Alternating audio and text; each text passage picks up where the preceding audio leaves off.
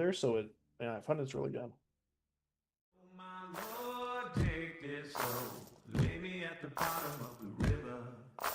The devil has come to carry me home, lay me at the bottom of the river.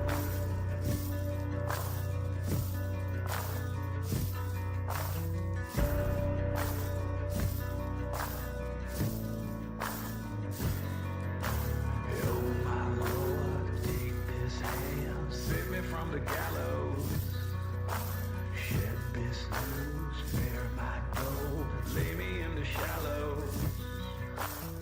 Evil come if you call my name, the wicked day shall rise. The river sand's gonna wash me clean if the river don't run dry. Oh my Lord, take this soul, lay me at the bottom of the river. The devil has come to carry me home, lay me at the bottom of the river.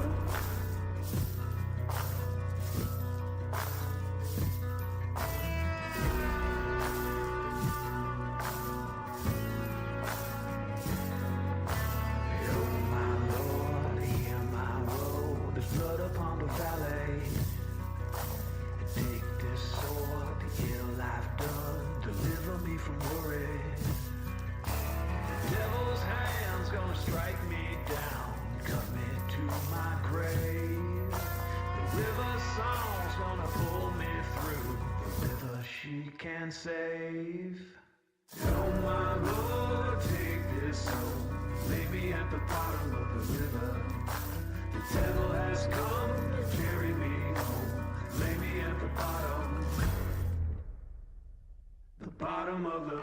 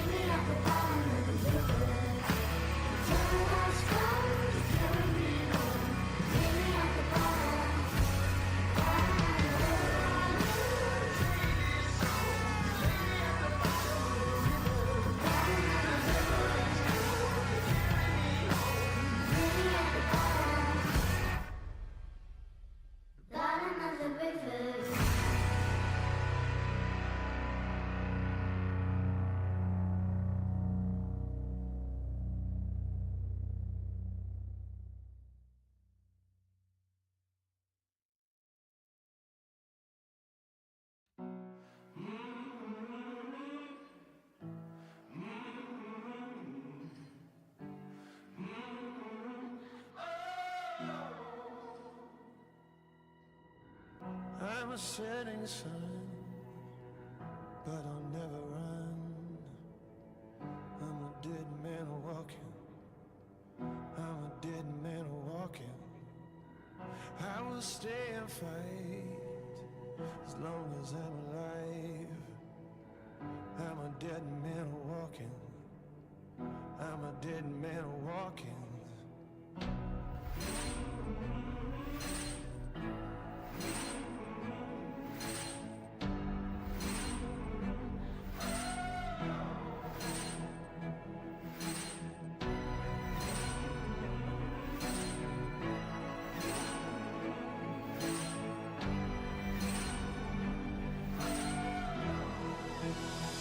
I'm a dead man walking.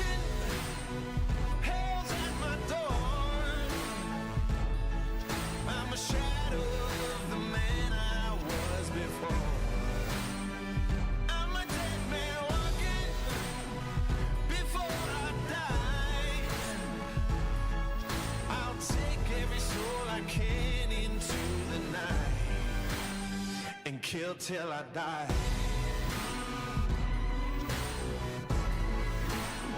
And kill till I die. And kill till I die. Lay him in the ground, gonna burn it down. I'm a dead man walking. I'm a dead man walking. Till my final breath, there'll be dust and death. I'm a dead man walking. I'm a dead man walking.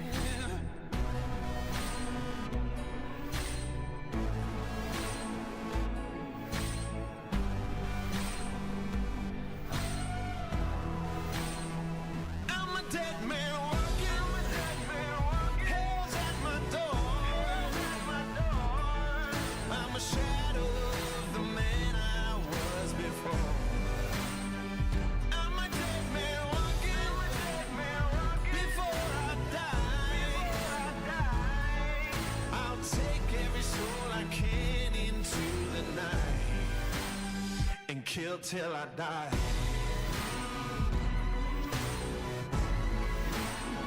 And kill till I die.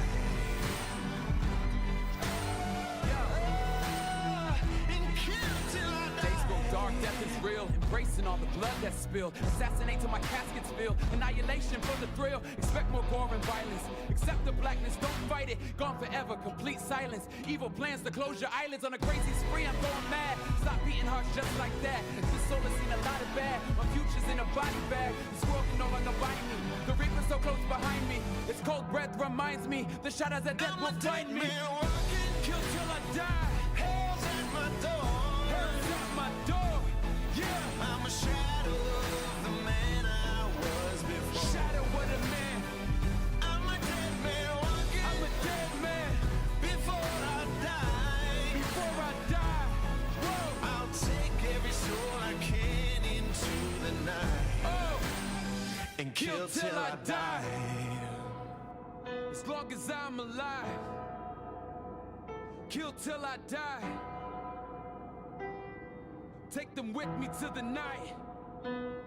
I won't leave till you're laying by my side.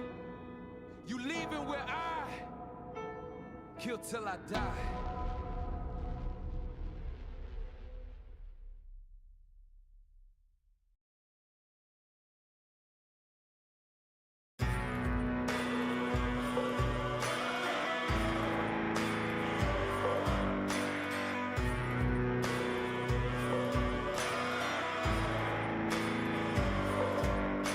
Fed to the wolves without reprieve.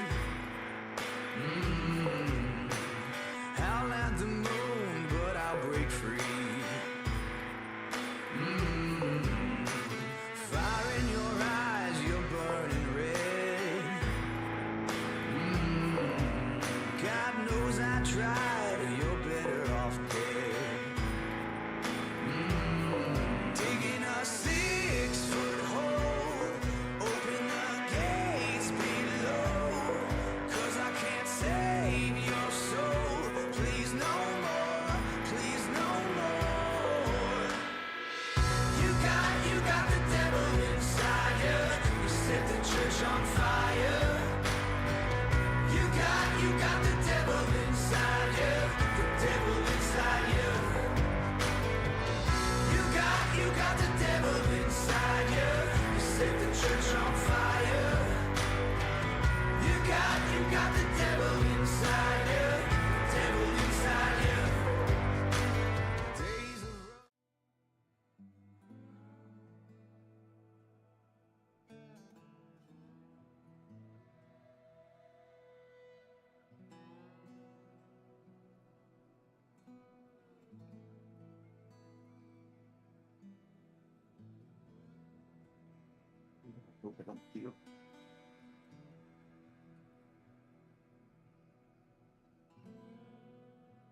All right, let me get a test roll, please. Good. Vocal test, please. Check. Test, Check, test, check, 1, test. 2. Test. Y'all do it again. Check, check, check. Test, test, test. 1, 2, 3. Turn you guys up just a kind.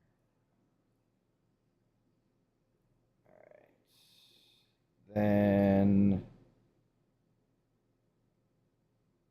are we on 71? Think so. Yeah. That's what I have. Yes. Alright. Alright. I am going to start recording in 3, 2, 1. Welcome to the descent. Who wants to do the recap? Oh, I can do it today. Should be a quick one. Okay, so last session begins in the action in medias res. The Doom Run is in full swing, but we get a cutscene that goes away from the action, and it's basically these figures revving up war machines, getting ready for something big. We don't learn that until the end of the session what's kind of happening, but we do see these members of the Grace family, part of the Gilded Reapers, Geist Grace and Baby Grace. And then we cut back to the Doom Run, and a lot of stuff happens. It's a brutal combat, mainly between us and Rictus's crew. But eventually, Ophelia deals the final blow against Rictus with Bator's iron block, of course, smashing him. And right as the crowd is going wild and we have our moment of victory, suddenly there is a series of explosions that throws the entire caldera into chaos. And the giant, like, illusory jumbotron that's like hanging above the whole caldera, it shifts and twists and shows a female figure with a wide-brimmed hat, a veil obscuring her face. And she basically, long story short, she says how the fort has bled her people dry. This is a message. This terrorist attack, essentially, is a message. And if the fort continues doing what they're doing, taking all the ichor, this and that, there will be further repercussions, more events like this. And we see the visage of Fëanor Grace. And that is where we start the session today. So, we get the descent, and dust sort of blows it off screen, and we're going to get a montage of scenes. The Knucklebones track lies broken across the floor of the caldera. Sections of stone have collapsed into wide, blackened craters. Twisted frames of shattered war machines lie scattered across the course, half buried in ash and debris. Figures move slowly through the wreckage. Scavers and mechanics climb over broken stone, pulling scrap free and digging through the rubble with tools and bare hands. Others carry bodies, wrapped in stained cloth, towards waiting carts. The wind moves through the caldera, stirring the ash across the ruined track. And we see iron cages hang from the walkways in Blackfinger. Inside them sit redcaps who remained loyal to Rictus. Their iron masks have been removed. Shackles bind their arms to the bars. The word traitor freshly branded into their skin. Other redcaps stand guard along the walkway, leaning against spears and watching the prisoners below. Cut again. Deep within the furnace, a heavy iron door swings open. Inside a dim chamber, the surviving Scathe Sisters sit chained to iron chairs. Their armor and weapons lie piled against the far wall. A prison guard steps inside carrying a leather bundle. He sets it down on a nearby table and begins laying out sharp iron tools, one by one. Pliers, hooks, thin knives. Fear spreads across the Drow sister's face. The door closes behind him with a heavy clang. Cut again. In the furnace yard, prisoners haul heavy barrels of demon ichor down from a war machine. The containers thud against the ground and are rolled towards the wall, where rows of sealed barrels already stand, stacked beneath iron scaffolding. Armed guards watch as the line grows longer. Cut again. High above the fort, the balcony of the Knuckle overlooked the yards and scrap streets below. Mad Maggie stands at a railing. Below, the fort moves with steady activity. Smoke drifts upward from the furnace stacks. Mad Maggie's mechanical hand grips the railing confidently as she looks out over the fort, a weary grin curling across her face.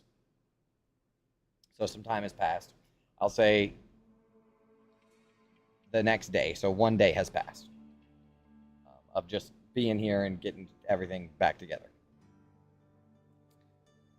The next scene we see is Mickey the Flesh Golem leads the group of you up a narrow staircase through a steel-framed doorway into Maggie's parlor in the Knuckle. You've been here before. The chamber is circular, the floor welded scrap and iron plates. Gears are exposed in the wall, turning lazily. A crooked chandelier of engine parts and bone hang overhead, flickering light across the salvaged furniture, a velvet armchair with exhaust pipes for legs, a clawfoot table holding cracked demon skulls, and a mounted war machine tire as a shelf. Mad Maggie leans over a cluttered table in the center of the room. Sparks spit from a small engine she tweaks, her mechanical hand disappearing into its innards as she adjusts something. Out of habit, her attention is split between the machinery and the room around her. Beside the table, the Collectorate lounges in a low, reinforced chair, his red skin slick with sweat. His shriveled wings twitch occasionally, garments leaving his chest and belly exposed. The Blisterman stands near the far side of the room, a battered sheriff's badge hanging from a chain around his neck. He is flanked by 3 Zvarts who shift uneasily, and 2 redcaps lean against the doorway, arms crossed. As you're coming up, the conversation comes into where you can hear it. You can start to hear the conversation. And the Collectorate will say, They hit the track, Maggie. Civilians. This is not just politics, this is war. Maggie will pull her hand from the engine, wiping grease onto her apron, still focused on the machine. No, dearie, war is a lot louder than that. The Graces wanted to send a message, and they did. They sent a real goddamn clear message. And the Collectorate will say, We should hit them back. The Blisterman will speak up, moving towards the table. With what, exactly? Half the track is rubble and half of my mechanics are digging bodies out of the stands.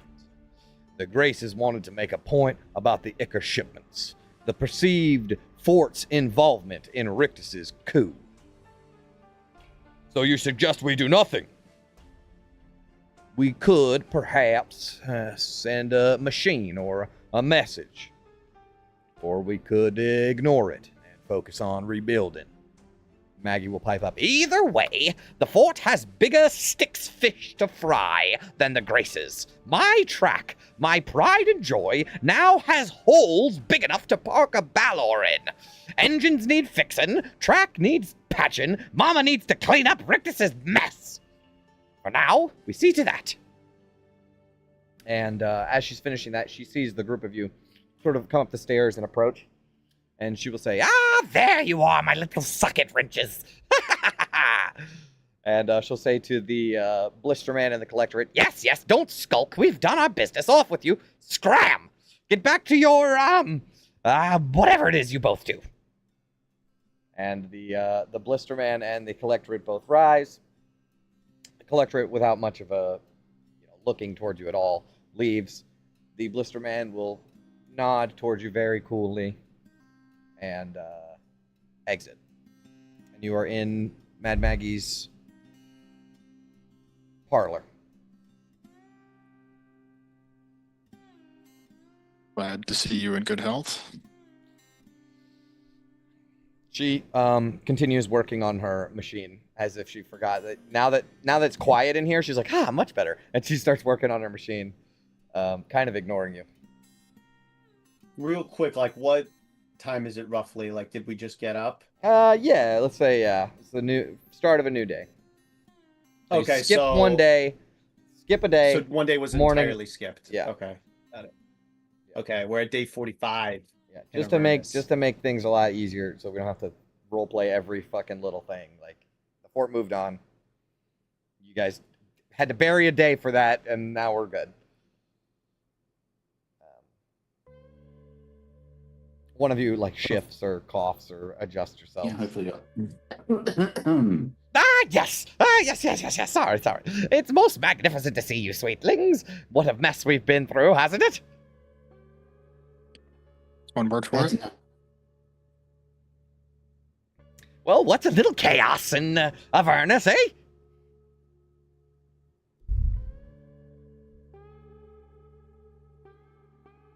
What now? How do you plan to move forward with the fort? Well, my red caps are mostly back in line. Rictus's zealots are, taken care of, mostly. And the Scathe Sisters are being pried for every ounce of blood, information that they can spare. The chaos is mine once again, and this is all thanks to you. I owe you all a great debt.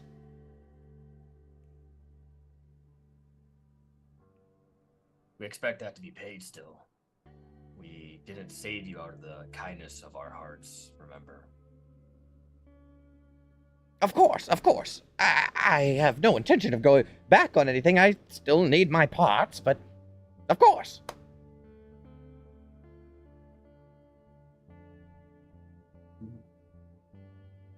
I don't know about Tannis, but for one, I'm glad you're back.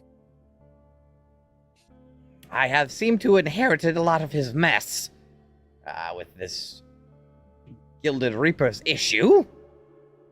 No matter.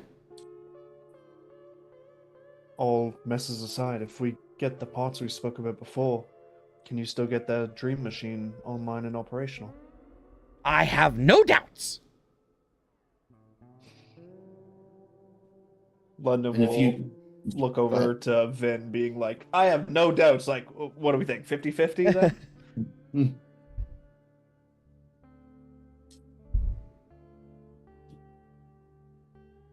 If you do have things held down here at the forts, Felix kind of looks towards the rest of the group. We really do have to start on our own goals soon. No more side distractions. We need to get this done before we handle anything else. Truth is, Rictus dragoned away enough ichor to keep the fort ticking. For now. Not forever, mind you. No. But enough to breathe. For now. And yes, the chits and the soul coins are going to be thinner now, what with the poor scraps and traders lost in that little fireworks show out there. So it'll be a lean stretch.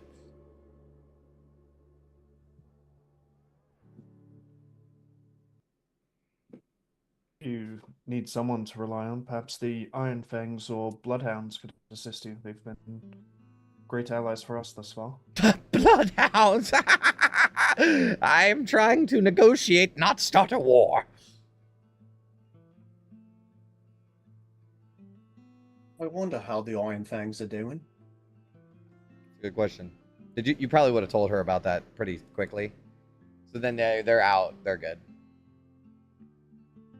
They're good. I imagine that day that you spent, you've probably already met with the Iron Fangs. I don't think that there's, you probably already met with them, said, they thanked you, blah, blah, blah, the whole nine. And Gentle, if I recall, is getting the Knuckle Dragger. You will have to discuss that with Gentle. Yeah, that was one of our discussions, was divvying up stuff. I don't think he was around for, he's been doing his own thing after being free. So you might have to go talk to him if you're planning on leaving. Yeah, I'm just trying to figure out, is there any way, obviously he's not going to come roll with us for the rest of our quest, but making sure that we have allies on the back. I am picturing, as soon as those explosions go off, Gentle is like, well, that sucks. And then he goes and goes to the bar. Yeah. I mean, I don't recall what issues you've had with the Bloodhounds in the past, but we couldn't have gotten you out without them. It's not that they cause issues, it's just they, like to kill things. And, God's bless them. I can't fault them for that, but not necessarily good for negotiation. I don't think we have much room to talk, so I understand that. You've already done enough to make the gears spin around here without losing your own little nuts and bolts in the process. I simply could not ask you to jump into my business once more. Not this time. I already owe you, and I hate having debts unpaid. Bad business.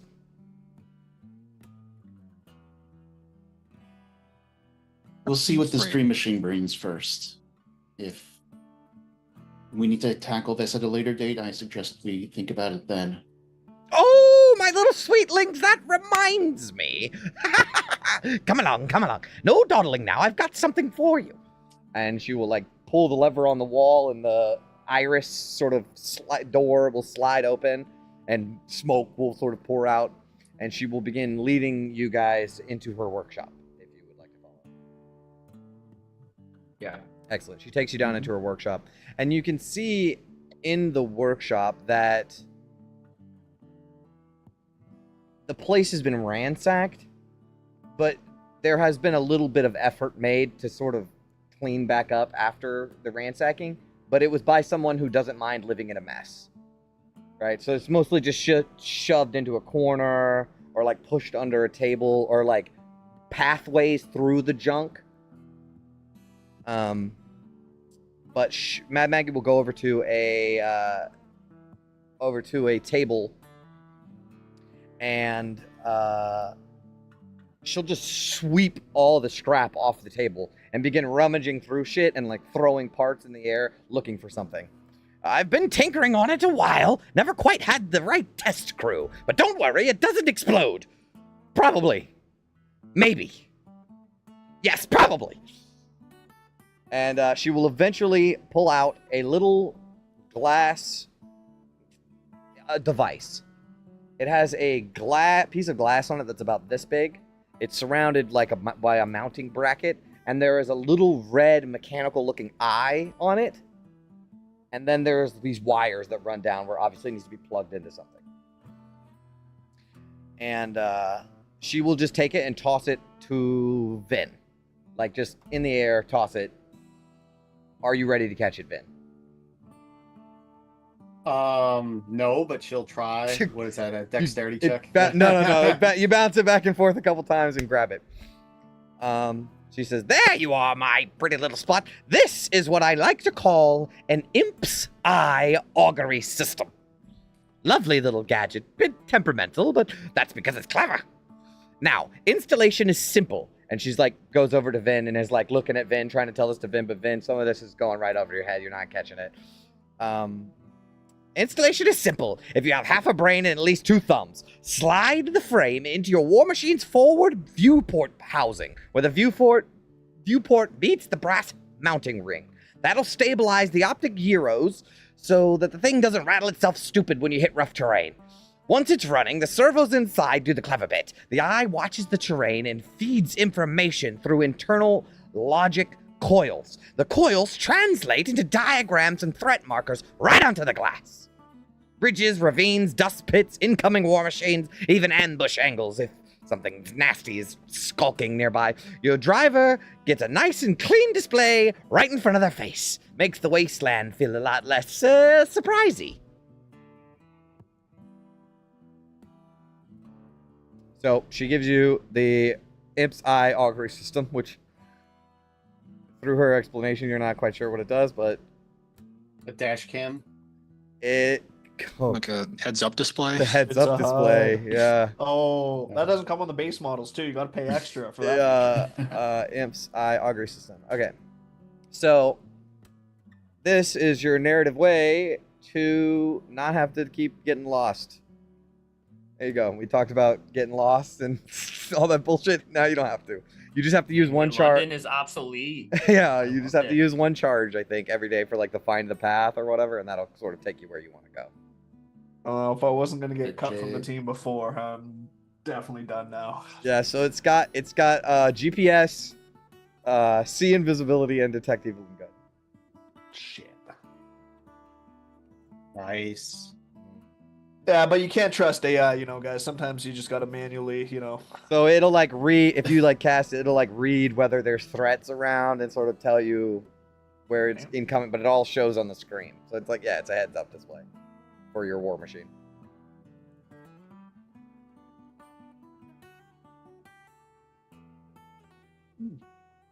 Seems like a very useful piece of equipment. Tell me, Mad Maggie, do you think this thing will lead us in the wrong direction 3 times in a row? Probably not. Maybe? No. Maybe. I must say, thank you, Maggie. Not that I necessarily Thank needed to you, with all we've done, but sweetlings. Properly earned. Here I was thinking we're wasting time, but I actually think this thing will save us a ton.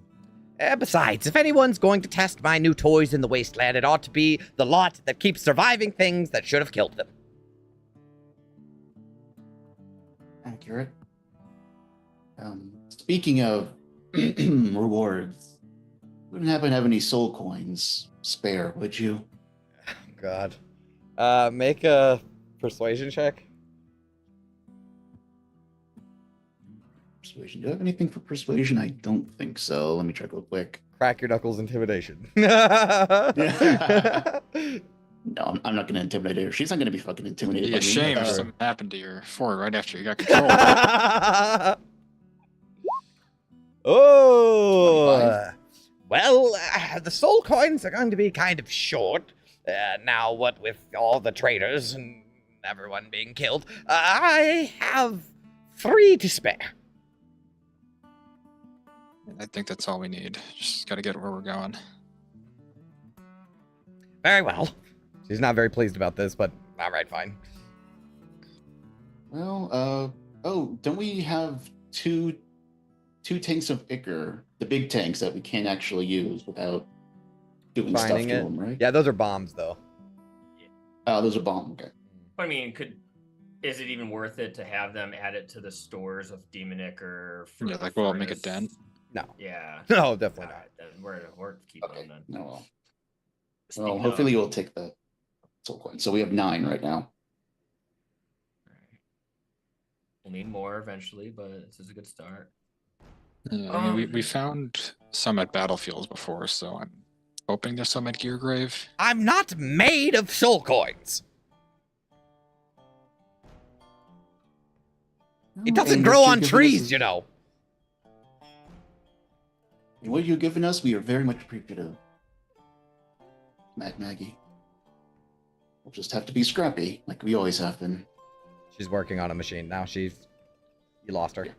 Well, I mean, speaking of places that we got to go, obviously we just talked about Geargrave, but that's not the only thing we need to get the dream machine up and running. Mhm.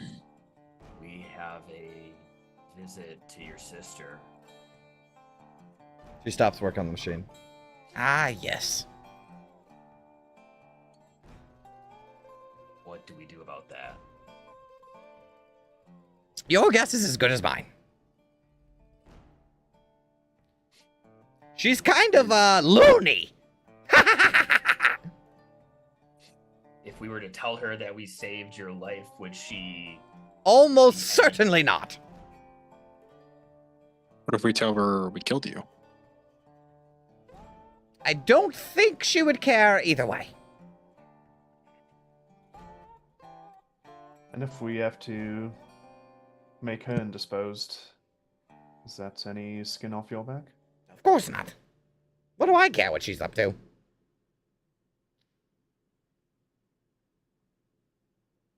I will tell you, she is more like traditional hags than myself. You know, with the hocus pocus and the hoodoo voodoo and that kind of thing.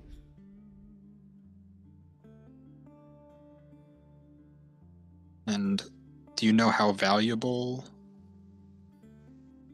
what's it called, the Heartstone would be to her?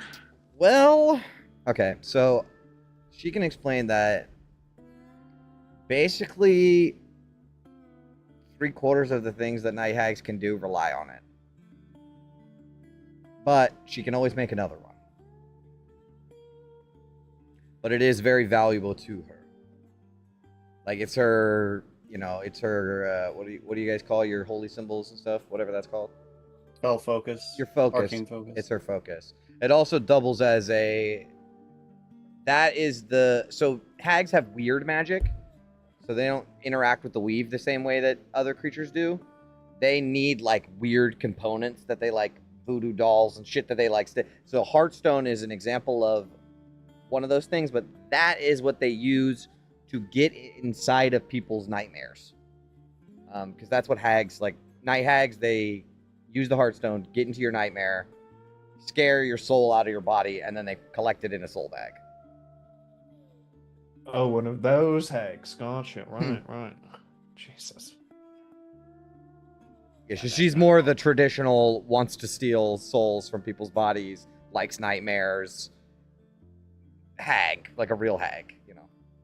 Capital H hag, yeah. Yeah, and not against cutting a deal either. Like, that's something that hags are well known for, and you guys would even know that. Like, a traditional hag's well known for being willing to cut deals. But, that's why I'm trying to suss out the cost. Yeah, but doesn't it's sound usually she's a gonna be, monkey's like, paw soul thing. coins. Yeah. And so if we don't get off on the right foot with her, is the soul or is the stone linked to her being alive? No, it's a magic item in its own right. Hmm. You just guys can't just do anything with it. You know, you got to know how to use it. Of which we're relying on Maggie for. Correct. Yeah, 'cause she's not going to use it. She's going to shove it in a machine to get inside of Lulu's mind. So like a power source or whatever. Mm-hmm. Well, that's what gets you into her mind, right? That's what gets the hags into their mind. That's what gets you guys into her mind. This is intentional. Then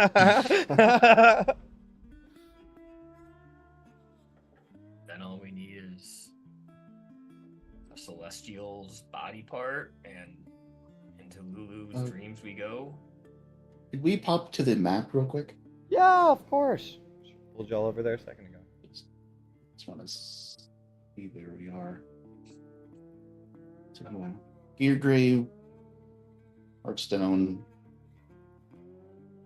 the Celestial piece. Shit. Hag has strange spellcasting components. There's a chance we can kill two birds with one stone. Yeah. But that's a big gamble to stake all our hopes on. It's looking like you're gonna have to pass Craven Hill again too, which is not good. We can go through the thing that kills all the fiends. What they call it, the demon zapper. Demon Zapper, yeah.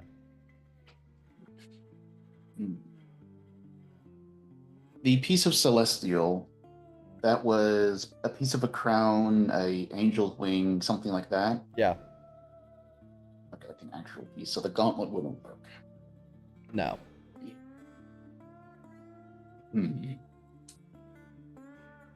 Worst case scenario, we try to find one of those wasp nests that seems attracted to celestials and find one that's far. That's a beyond good fate. idea. I didn't even think of that. That's a good idea. But Harvest some parts. that's also dangerous And disgusting. That would be really Still feels bad. wrong. Yeah.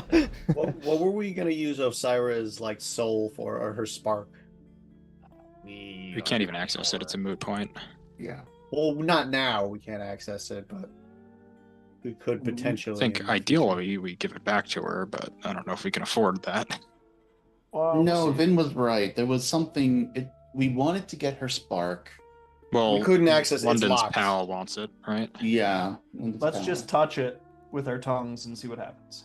only Bell knows how to fiddle his tongue in the right way to open it. Not. It's a thing now. Okay, it's canon. That's rephrase. it. Stop. That's what It's you have over. to It's open over. it for. Jesus Oh, Christ. Christ. You guys are sick, man. Grow up.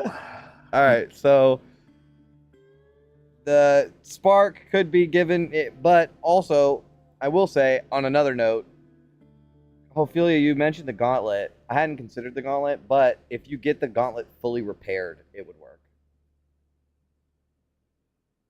But Fully it says, charged?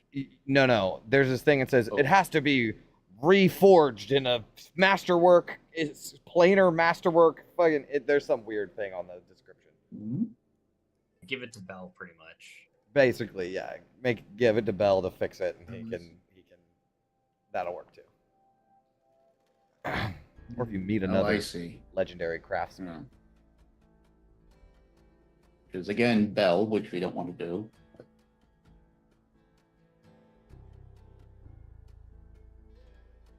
I mean, the longer this goes on, the longer it feels like Bell is inevitable. It has so many keys. But now it's just, it's got to be worth it.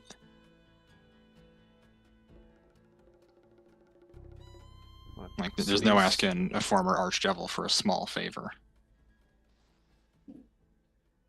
Like, how low is the city to the river Styx at this point? I think we're getting into the territory of what's the lesser of several evils here. I mean, to be fair, I'm pretty sure that, like, the way we understand it is that, like, every time another person whose name was on the contract is killed, it, like, pulls it a little lower, right? Well, there's a bunch of names inscribed on the chains. Devils are copying them down. Once they're all copied, everybody's fucked. Yeah. Oh, once they're... Oh, I thought it was once they were killed. No, they're being copied over right now.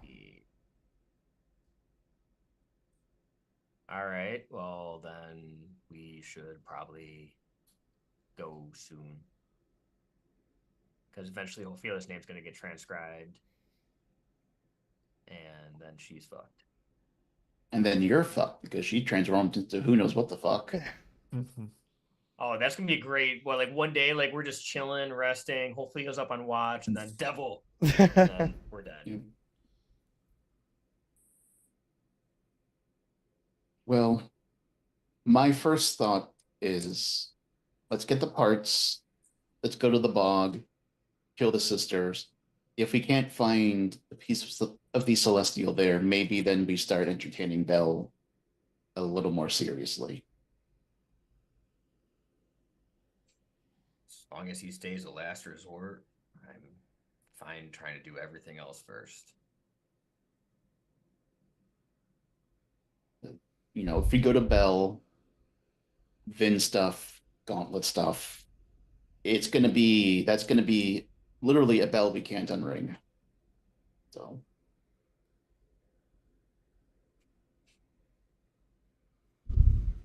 that means going over the Crimson Caravanserai, Geargrave Bog. Geargrave Bog, back over the caravanserai to Bell's Forge. Yeah. So either we get what we need or we're coming in this direction anyway. So I think Bell last. Yeah, I mean, is there anything else we need to talk to Maggie about? Because I feel like the less she knows, the better. I'm imagining that if this conversation you didn't want to have in front of Maggie, we could have shifted scenes.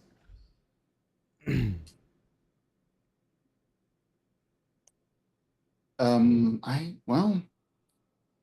mean, there's the stuff with Rictus Grin. We discussed sending I'm terrible with names. You know who I'm talking about. The ones who bombed the track. The Gilded Reapers. The Graces, yeah. Yeah. Sending her a message, say, hey, we killed the guy responsible. We stuck him out front. That's relatively minor. I think that's about all we can do. Otherwise, I can't think of anything else we need to talk to Maggie about.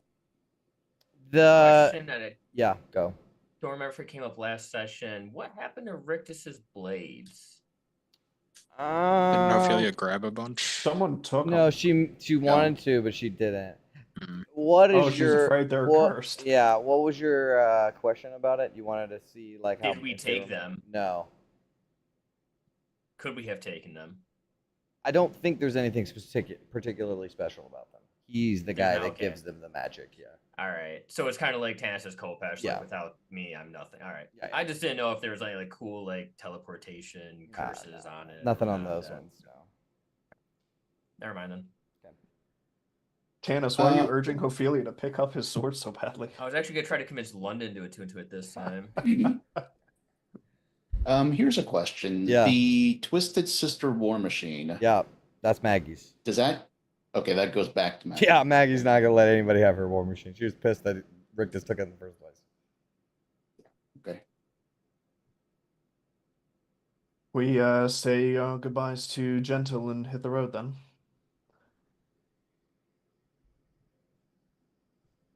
No.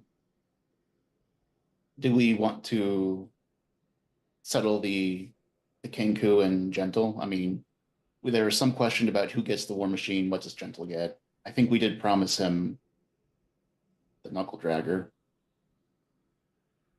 Kenku's got their garage back. Like, I'm sure that, like maybe we can ask Maggie, like, if she can make sure that nobody fucks with them. But beyond that, like, they should be Easily, able yeah, to because rebuild. they rode with her, right? So she's seen them stick up for her and stuff. So yeah, definitely, she'll definitely take better care of them. I mean, Gentle in the driver's seat, Iron Fang's on the weapons. I don't think they'd ever lose a race. True. Bro, Gentle in the Once they get driver's the seat. track back together. Icker boys on the weapon. It's gonna take a while to rebuild the track, man. I think I'm fucked up. Do you guys have music, by the way? Oh, I mean, I think my music turned off. It did. It's just, it's quiet. Yeah, no, I got it back on. Yeah, I got it. It just paused because I was in a different tab, I guess. I don't know. It's like, are you still watching? Yes. Fucker, this is YouTube, not Netflix. Well, I'm okay with calling it.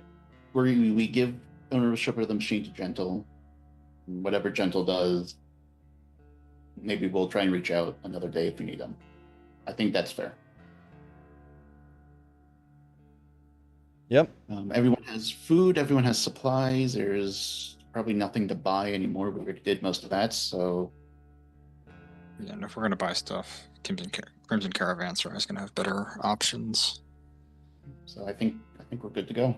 Okay. You guys can find Gentle at the shithole canteen, leaning over a over a small cup that like his hand almost completely consumes to where it looks like a shot glass. And he's just leaning over it, sitting there quietly as you guys enter.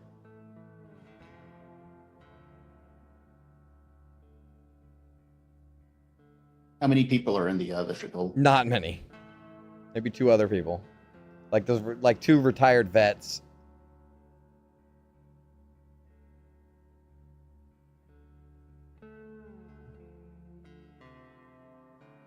I guess hopefully we'll go over and taking out some chips, so put it on the counter and say, why don't you get him a couple more drinks to celebrate?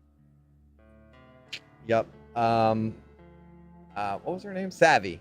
Will Savvy. Yep. She will take the chits, get drinks, rounds of drinks for everyone. Honestly, she's happy with you guys, saving the fort too. And she's been, she was a big informant for you guys earlier, so here you go.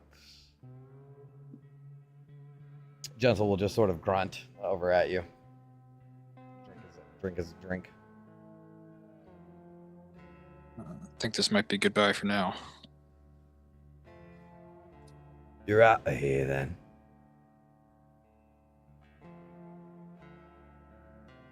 Not forever, but we got business. I'll tell you one thing, Primes. Most of my life has been two doors. Cell door and the track gate. Run a racket, get busted, do time, get out, run again. That's the road I was on. But you broke me out. Pulled me out of the furnace before it shut me in there for good. Folks like me don't get many chances to step off the road once it starts.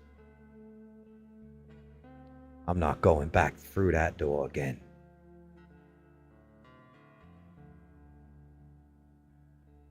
Takes another drink of his drink. Well, I think you paid us back with interest. What's We the couldn't have done it without you. What's the fate of that machine? I guess that's your call then. We only got one driver. He nods. A little bit of a smile curling on his face. It's hard for him to smile, you know. If he actually tried, it would be like those cartoons where they're shaking because it's really hard for him to smile. So he just, a little one curls on his face. You needed a driver, and I drove. And this machine makes us square. For the first time in a long time, I get to choose where the road goes.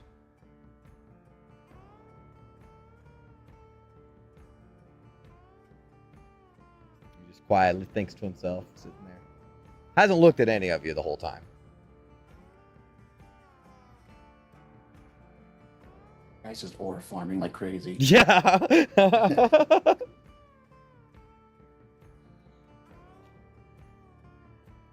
Take care of yourselves, Primies.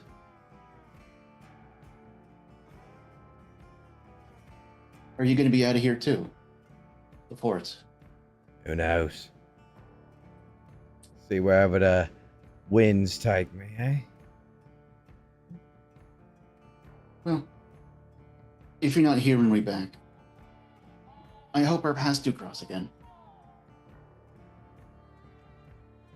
Don't be getting sentimental on me now.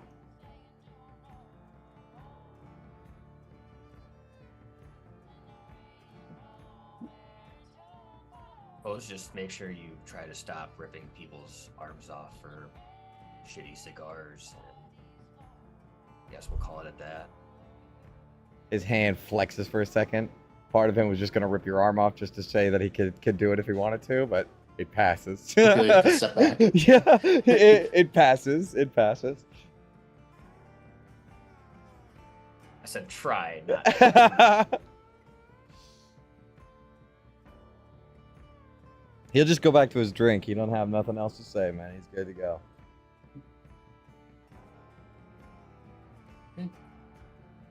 If you need a crew, check out the Iron Fangs. Yeah, he is the crew. As you guys go to leave, he will say, "Hey, Primies," and he will turn to you. Try not to die. He turns back to his drink.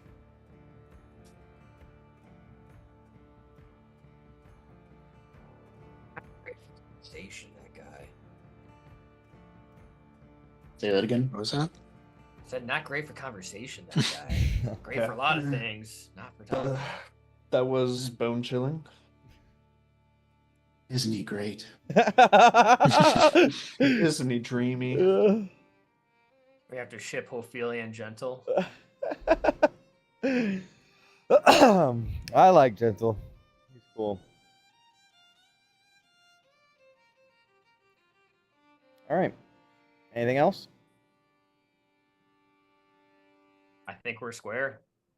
Yeah. All right. It's maybe a little bit it's getting into the afternoon. Do you guys want to leave now? Might as well, right? Yeah, get on our horse. Okay. All right. Do you guys Make sure we install that Yeah. Imp's Eye You want to before install we it? go. Yeah, no problem. It's easy for Vin to install it into the machine. So yeah, no problem. And if you want to, so basically I'll tell you, if you don't want to, like, we're kind of meeting halfway here. If you don't want to roll the checks or whatever, you just always are going to have 2 charges. Right? Because the 1 charge is going to be used for find the path. Yeah, although I mean- the wording is a little strange on this. It regains all charges 24 hours after its last charge was expended. The last time a charge was expended. Yes. Yes. Its last charge was expended. No, that's right. Yeah. if So you like we use all 3 charges and then we gotta wait 24 No. hours. You expend 1 for- charge. That was the last charge you expended. Oh, I see. So the most most recent. recent. Yes. I see. Yeah, it's probably worded pretty poorly, but I ripped it from a different item. So like the way that that's worded, I ripped it from like a D&D item. So I know it's worded right, but it doesn't make a lot of sense. And so are we just gonna hand wave the concentration part of find the path? Oh yeah, then and see- yeah. No, there's The no war machine's concentrating. Yeah, there's no Yeah, that's- concentration. There's no material components. All right. I was just it would have sucked if like Vin's entire concentration. No. Yeah, it's the war machine concentrates on it. That's right. Well, the augury system concentrates on it. But yeah, so no concentration, no material components. That goes for all of them, right? Yeah, detect evil and good, see invisibility, and the range is but that's only for the driver. That's important Yeah, to it's know. like just they're like radar blips, right? Yes. It doesn't let people on the Correct. war machine get the benefits of the spell. Correct. I think that's fair. It's also kind of cool. Like you have like a heads-up display in your fucking war machine. It's kind of cool. Okay. All right, so you guys are heading out. Where are we going? I'm gonna say you can get 1 hex. No. Yeah, you can get 1 hex today. Is there Crimson Caravanserai? F15. F15. Yeah. Start going there. Well, you can follow the river if you want. You don't have to go up towards Bellsforge. You can follow the Yeah, I guess 14, 13. Yeah. Do we want to hunt for wasps' nests on our way and see if that's even an option? And I feel like we should try Red Ruth first and just see if she's got some, hearts to spare. I mean, like Jay said earlier, like it's still like even if it is like a unicorn that's like on death's door, like ripping its unicorn horn off still feels a little fucked up. I mean, we can. How about we look for them and can make any notes if there are any around and come back to them later. That would be reasonable. Yeah. Yeah, my concern is we already need to make a deal for the Heartstone. Oh, I assume we're going to kill her for the Heartstone. Or at least that's what Ophelia's going into. Is like, yeah, we're going to kill this fucking sister. Yeah, either that or we make a deal. I will say she is a warlord in her own right, and say Maggie we'll would have made suss that it out clear. first.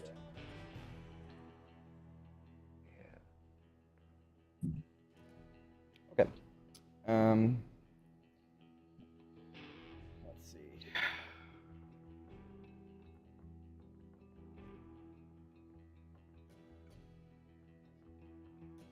Just for information, we have after this move, we have 7 hexes in the tank and 9 soul coins in reserve.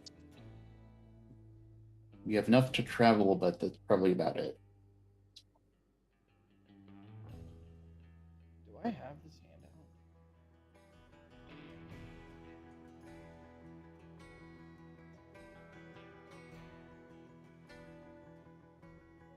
I do.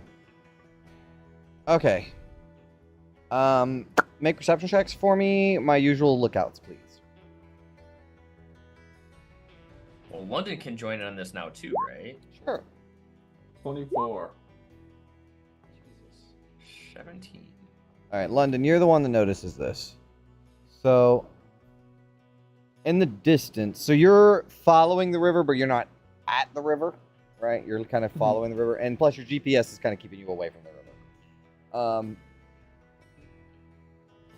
Coming from, let's say, disward down the river, you will see a group of tall, thin figures moving slowly across the dunes, perched on long, spindly stilts.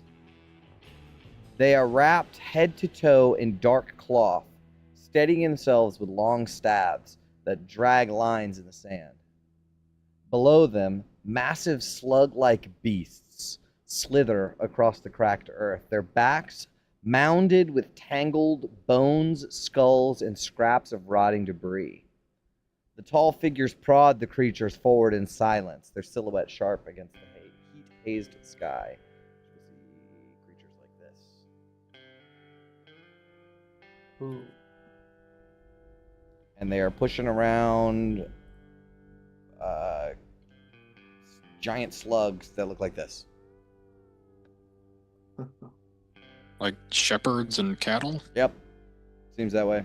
But they're really tall. Like they're even taller than the bone whelks.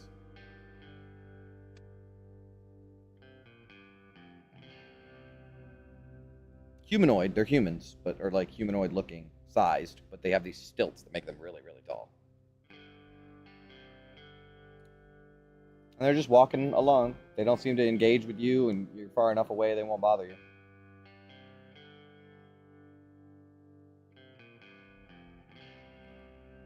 Live and let live. Sorry, go ahead. I was I was going to say London tells everyone, but Ophelia. I agree. Let's just keep going. Yeah, I can't imagine what we can gain from interacting with that. Okay. We're already on the clock. Might as well just keep pushing. You travel until the end of the day, where you find a, ravine or what have you, to park in for the night. What would you like to do? Anything you want to talk about tonight? I do think it needs to be addressed now that we are on our way there. Tanis, what are you going to do with Mahadi?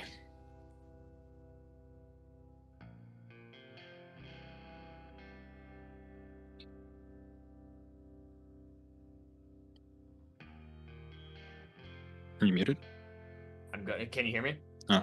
Sorry. I'm gonna have him do it. I mean, I'm gonna have him try to summon Nassar and find out what happened to my family. And I don't. Yeah, I suppose it depends on what Mahadi's cost is. I guess. I mean, I don't want to get yelled at by Ophelia again. I mean. If he says I have to give over my Kopesh or my powers or anything like that, then obviously, no, that's not going to happen. But if he's willing to do it and the cost is justified, then I have to ask him. I know he's a devil or a fiend or something. You said that you saw what he really was, but if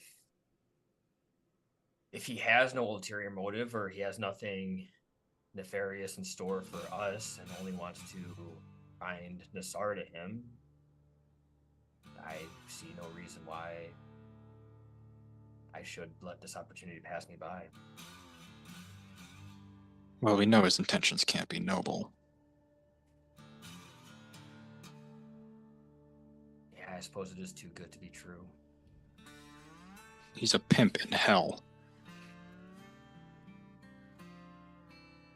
I know it's pretty fucked up, but what am I supposed to do? Just drive through and not?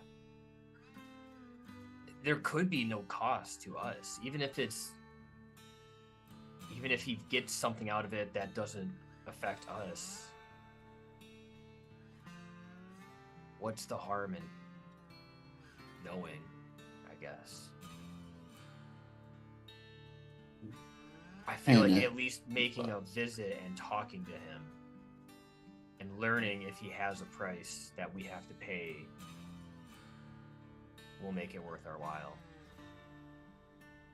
If nothing else, for another night in Infernal Rapture.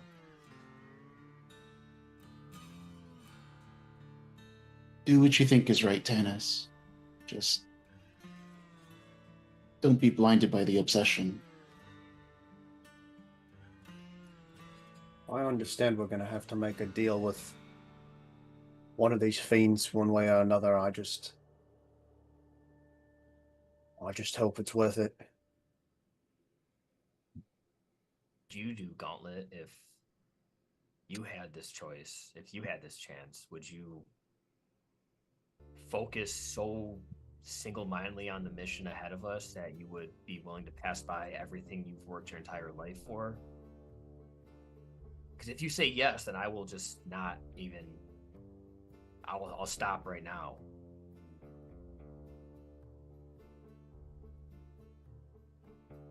I can't say yes to that. I don't know the answer.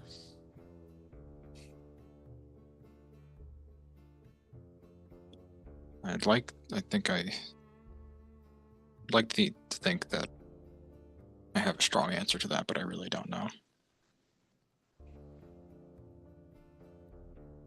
I thought I would have had that strength, but I mean, I was lucky enough that after my family were taken, I had Mile and Perlet, and then I had second company. But it just feels like my actual family is worth learning what happened to them. Just So, keep in yeah. mind, Tannis, for some of us, our current mission, our current goal, that's all we've got. That's all I've got.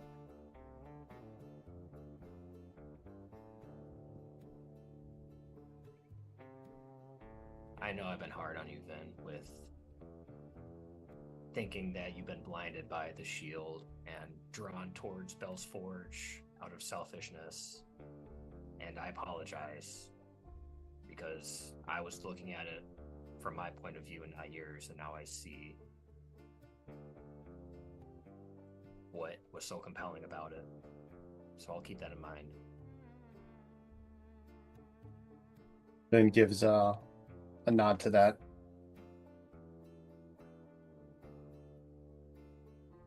For what it's worth, I don't want to sound like a hypocrite. I do think Bell and Gargoth are magnitudes worse than Mahadi.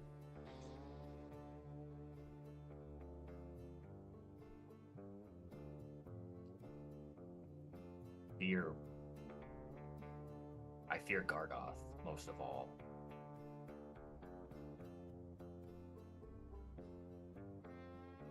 But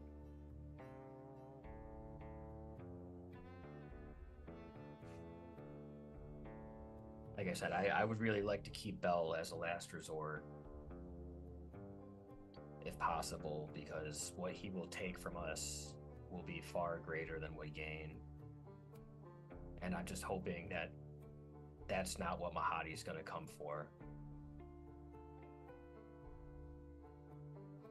But we have today, tonight, and then tomorrow before we have to deal with him. So we'll have some time to think about it.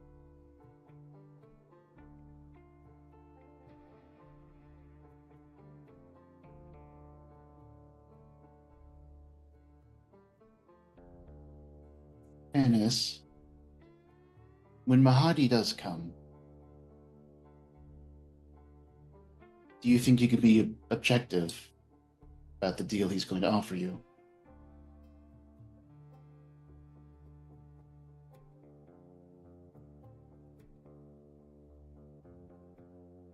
That's why you're by my side. If I start to falter, I'll need you to be there next to me. If nothing else, just to yell at me for being an idiot again. I won't. You're not an idiot. You're hurt. And people will do anything to soothe the pain. I don't want to see you put yourself in a bad situation just by temptation in front of you. I'm not saying don't make a deal, just make sure it's worth it. And he's not taking too much.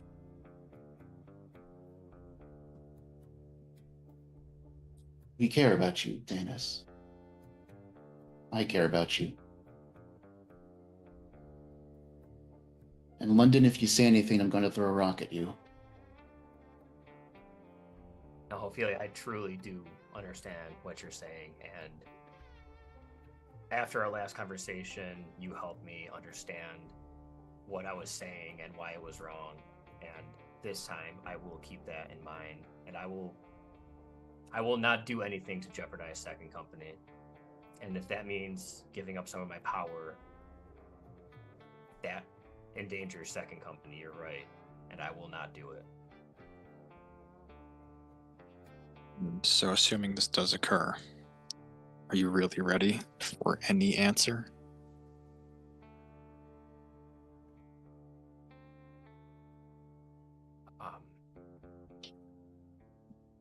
Yes. Yeah, if I learn that my father was killed that night and the rest of my family perished with him, or if I learn that they're alive, or if anything, just knowing is better than not. At least I get some closure.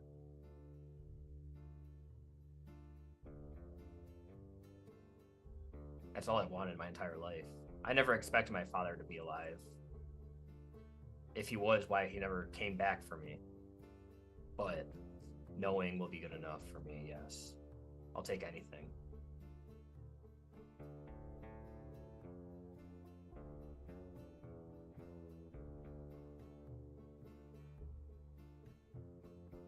Yes, it's worth it.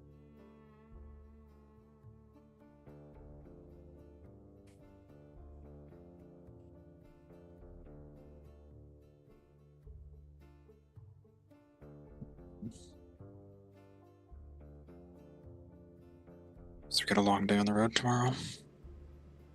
Suppose we should all get some rest. I think at this point Tanis is like too indecisive about what's coming out of his mouth to like even wanting to keep the conversation going. Like yes, no, yes, I don't know. And it's like we've all made our points. Now it's just Overkill. however Tanis feels. Yep. All right, fine. Everybody take inspiration, please. That was very good. A little inspiration farming. All right, the night goes on without any other issues. No need for watch. I'm trying to get this over with. So, you ready to go to the next day of travel? You get 2 hexes in a day, right? 2 X's. Alrighty. I need my. Let me check the weather. Open up the weather channel. It's just normal hot, I think. Hold on, let me actually see that.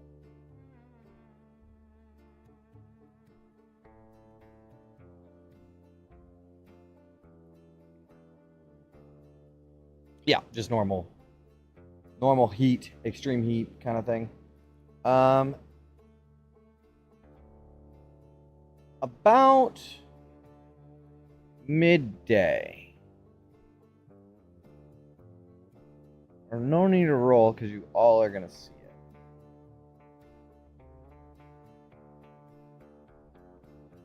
Two massive black iron archways rise side by side. So they're like facing like this.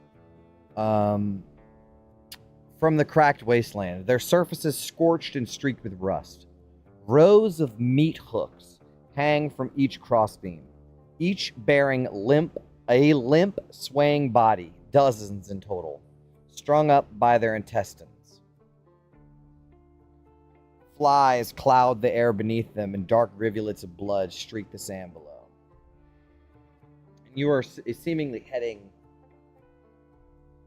very close to being parallel to this place, right? Like your path is taking you parallel, very close to where this location is. And it's basically just wasteland, a little bit of rock formation, and 2 these huge arches with dozens of bodies hanging from them. And from this distance, you can even tell that some of them still sort of move their arms, even though they're hanging by their intestines.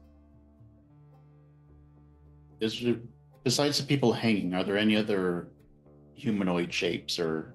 Make a perception check.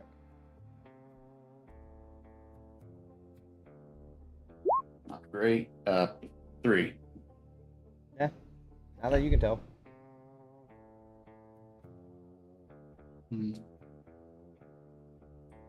My gut's telling me to go check that out.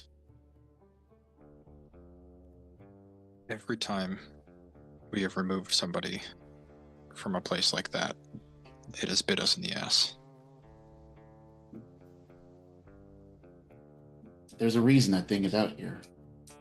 Even if we don't help any of the poor souls, maybe there's something useful.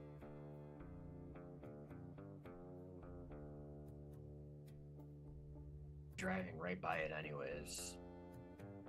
Just getting a closer look. Right. If it isn't petitioners, We leave them. We're not exactly flush with resources, so I suppose so.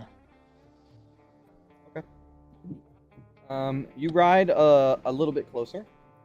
There doesn't seem to be too many, like there's no words or anything written on any of this stuff, but there is this very intricate craftsmanship into these metal arches. But nothing about them seems magical, just from a distance, like, you know, you're driving by it. Nothing about it seems magical in nature or, you know, particularly interesting, besides the fact that, yes, there are several dozen petitioners, and they are definitely petitioners, hanging from the arches. But I need everyone to make me a perception check, please. 33. I was going to say, depending on the scale of this, Ophelia would pop a divine sense too. That's 60 feet. Okay, that's good to know. Give me Or do we want to test out the new augury system? We're just trying to find it. Does it do like detect evil and good, I think? Yeah. Yep.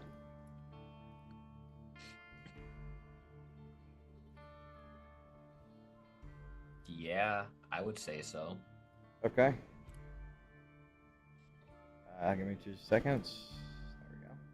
All right, yeah. So you want to cast the detect evil and good. So somebody reaches in through the cockpit, right? Because y'all are in the back. So you lean in into the cockpit and press the button, and it will release. And same thing with you, Ophelia, and London. You're also the one that notices it, and it all kind of happens simultaneously. As you press the button, it does a scan, bling, bling, bling, and then it gets a tick. 2 big-ass fiendish dots are converging on your war machine as you speak. London, you're like looking over at the arches, and you will see circling above, there's like vultures, right? One of these 2 of these vultures start to fly down. They're not vultures. They're really fucking big demons, and I need everybody to roll initiative as one of them slams into the side of your war machine. Let me pull you over to the map. I didn't put anybody's token on this map or nothing. I need to do that real quick. Place party. Place party. Place party. I accidentally discovered this. When you hit place party, it moves the ribbon over too. Yeah, I know. I moved the ribbon and then remembered that I needed to place the party. All right, so you guys move yourselves where you would be on the war machine. And let me throw these guys on here. Hey, London. Yeah. Oh, man. Too many chirps about London being useless. I go first. I said you're obsolete, not useless. Your initiative is obsolete, okay? Ouch. All right. So from Oh shit. That's bad. From either side, 2 Vroks swarm down. Let me play the battle music. That might take me a minute to get to. I don't even know how to pull it up, to be honest. I should have both of them just out and ready. I'm going to do that, actually. I'm going to open a separate tab. Multiple YouTube tabs. Yeah. Yeah, these actually look pretty bad. Do you want to go first, Tanis? We might need to be semi-strategic about this if you want to go before them. I mean, I don't care. I mean, that or Ophelia can too. I feel like you're always turning with me. I was just kind of fucking around. Honestly, I think London going first is best because he has the bow. Yeah, we don't need to switch this time. Okay. All right. Pull over the combat cam. Brilliant. All right. There are 2 Vroks flying after you. In this scenario, they don't have to land while they're All right. Damn, I hit descending order 3 times because I was like, why is the 9 so high up? It's because everybody else rolled. All right, so London, you're first. We didn't trade. We did. No. No. Okay. No, I will go first. Put yourselves where you would be because this is not your normal layout. Yeah, I guess harpoon. Yeah, just somewhere in the back. Oh, sorry, Ben. Yeah, that's better. Okay. Okay. All right, London, you're up. Yeah, let's get the Eye of the Tiger for this first one here, and just see what a couple arrows do. Okay. 13. That misses. And 14. That also misses. All right, London sheathes his bow, dons the party, and jumps off the war machine. Said they're quicker than they look. Steady your aim. So And, what happens is you go to fire your arrow, and one of them swoops down and smashes its head into the side of your war machine. It's like on Jurassic Park, right? It smashes its head into the side of the war machine and lifts up on 2 tires, slams back down, and you just launch your shot wild. Yikes. 2 and a 3 on the dice there. I will hold my ground and pray to Tor. Okay. Next in the order is Vin.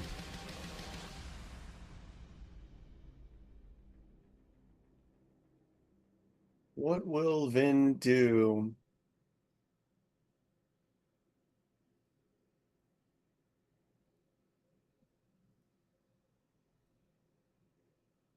If you can't vortex warp them in front of this war machine, might as well just pass your turn. That might they're so big they might actually grind the gears. Yeah. Can she do she could try to outpace them maybe.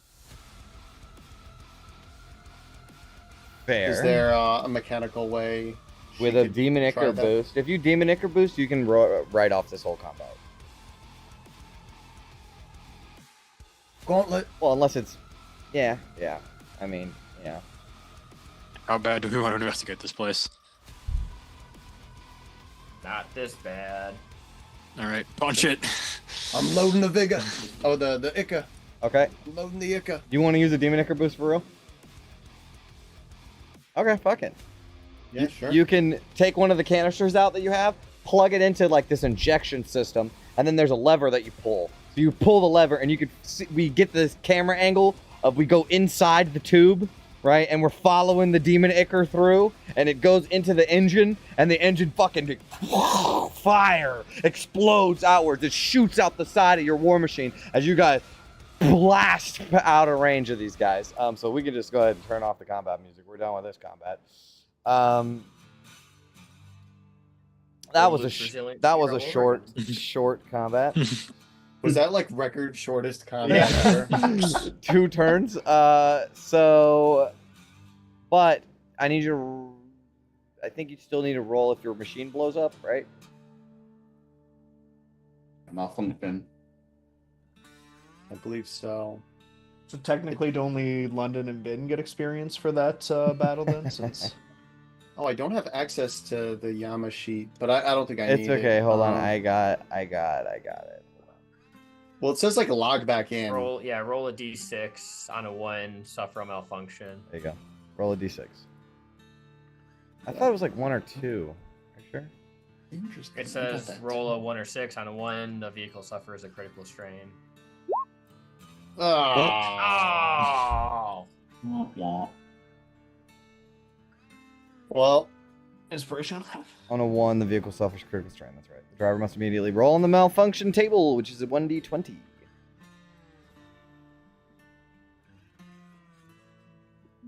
Tell me what you get. Good inspiration. Let's see what we get. 9.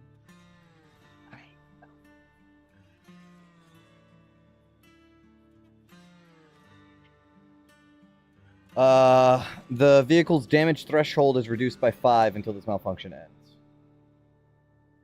Oh, yeah.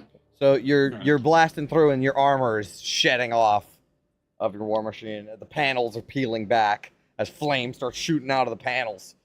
As you guys just completely blast past that. And then, hold on, is there anything else that happens? You have to, like, cool off before you do it again, right? 2 rounds before you can Demon Ichor boost again. Oh, But yeah. we're at the end of the So day you're anyway, good. so- Yeah, so you're good. You're good. So you just used the Demon Ichor boost and got the hell out of there. Done and done. You could have told me that before I set up the whole sheet and the whole fucking map and everything. All right, so you escape out of there, drive super fast. Once the engine, like, you can hear, you know, that clicking noise that cars make when they get really hot and then they cool off a little bit. So your war machine is like making that clicking noise because the engine was so hot and everything like is hot to the touch on your war machine. But you end up making it away from those rocks. You're good to go. I guess we have a minute to pull over and get this fixed. Yep, you can. Might as well do that right away. All right, who wants to fix the war machine? I assume Vin. Drive for us, Vin. Cook for us, Vin. Hey, Tan said he was sorry yesterday. Make He did a Tinkerer's Tools check. Remember, we still gave you those, right? You still have those. Yep. Proficiency and all that stuff. Yeah, Tannis feels bad. He like tries to go to help, and Vin's like, "No, you're just gonna mess it up. You're just gonna mess it up. Let me do it." Good. Oh yeah, it's fixed. It's fixed. It takes a couple minutes. Get it all back together, proper. Why haven't we been using Demon Ichor more often? That was great. We don't have a whole lot of it. We just. And you did see all the shit flying off, right? Yeah, but I didn't have to fight it. It's fantastic. I think there might be a chance that the engine just explodes, but minuscule. Maybe we should consider doing it if the situation's hairy enough, like before. I will admit, If we right. encounter- Go ahead. I was just gonna say, like, if we encounter the Queen of the Dude Sea, it's like it'd be real nice to have some Demon Ichor boosts ready to go for that. That or Malaxis or any other warlords or anything. Let's not make a habit of doing that. I will say it's one thing to write to Vrock encounter, but then dragging those stat blocks out, I was like, oh boy. Oh boy, I didn't think about this.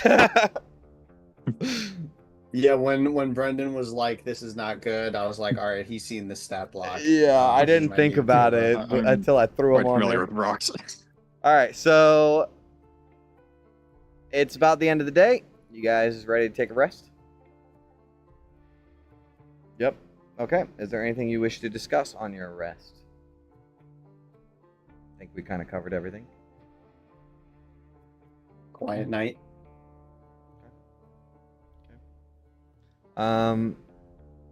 While you guys rest, we will take a short break. See you guys after the break.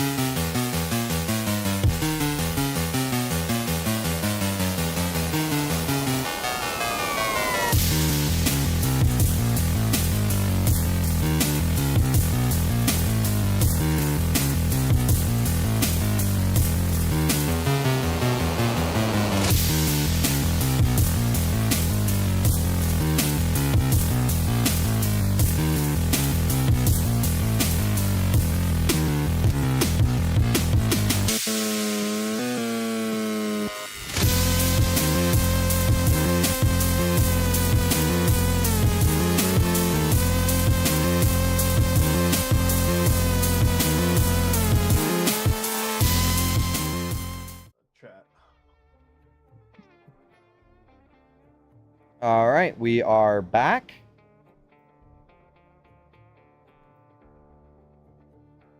As you wake up in the morning, it's a new day. You've almost made it to the Crimson Caravanserai.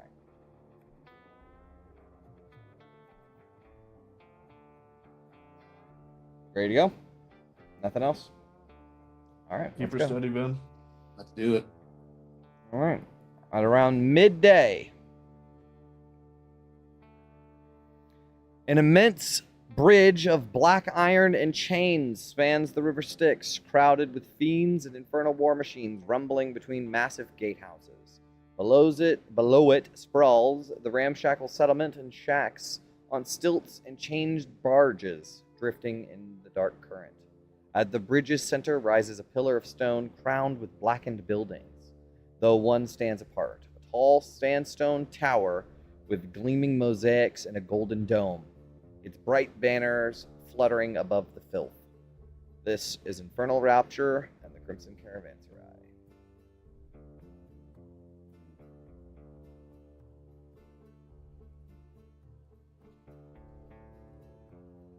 Everyone ready for this? Everyone's prepared. You're gonna have to pay to get in this time.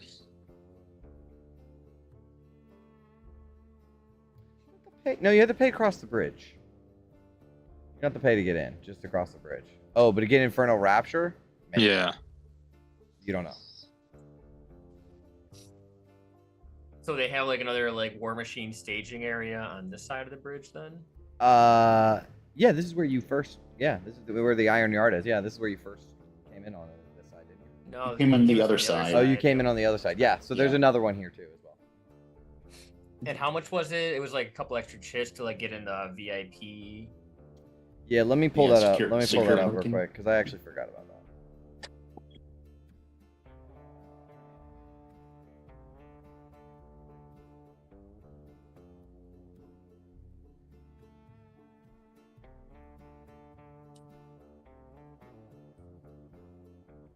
There we go. Yeah, so when you park, so Mazaloff gestures your war machine towards a queue where two other war machines wait in the lane. Well, this time there's only one other. Black iron gate blocks the way forward. An imp approaches your vehicle, and he has a plate strung around his neck that says stall per engine per 24 hours, 15 chits. Secure stall with guard is 35 chits. Ammo and cargo storage, fee by crate, and unpaid stalls, the chains will not be released on your war machine. So it's 15 chits for a stall per engine per 24 hours. Secure stall with guard gets 35. It's 35. He's 35. 35? Okay. You can't buy a new war machine with 20 chits. All right, that sounds fine. He will give you a brass tag, and there's a duplicate tag on the chain where you chain up your war machine. There isn't much like you guys just want to go ahead and go to Infernal Rapture, or do you want to do some shopping beforehand?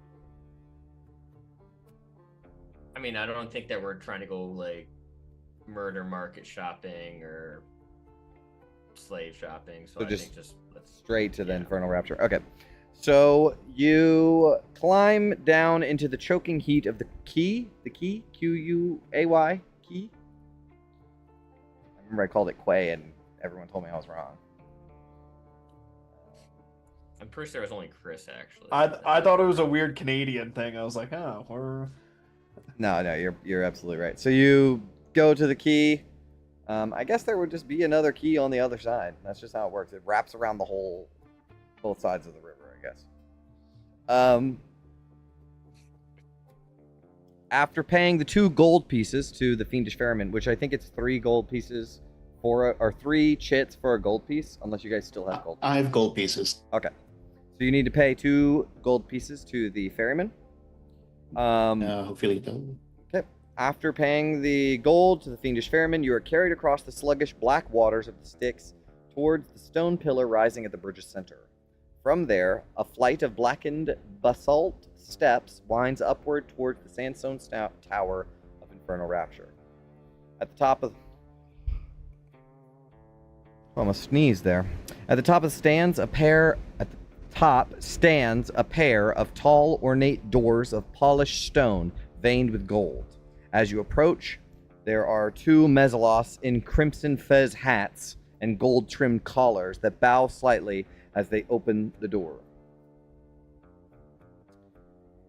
Inside, the noise of the caravanserai fades as the door closes behind you. Warm, perfumed air fills a marble vestibule lined with golden pillars and silk banners, lit by rows of soft amber lanterns. A long black marble counter stretches across the far wall where a pale-skinned Cambion clerk in silk uniform stands silently over open ledgers. Two gilded armored fiends stand watch beside the velvet-roped queue.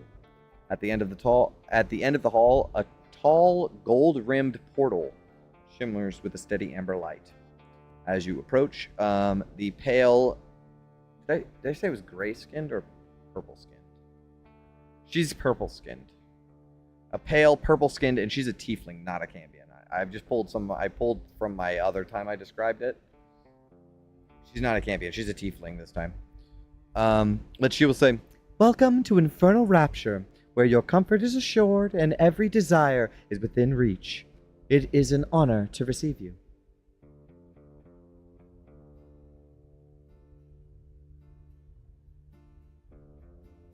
Thank you. We have come to speak with Mahadi. We left here maybe, what was it, like a 10 day ago? And he should be expecting our return. Ah, yes, the master heard of your arrival at the Iron Yard and instructed you to be received with the highest courtesy. He has already graciously covered your stay. This guy knows everything. Before you step inside, we ask that you sign our guest compact. And she will snap her hand, and a row of 5, 6, if you include Lulu, contracts splay out in front of you. It's all quite standard. Do these look like the same contracts we signed before? Make an investigation check. 14. A lot of it looks similar, yeah.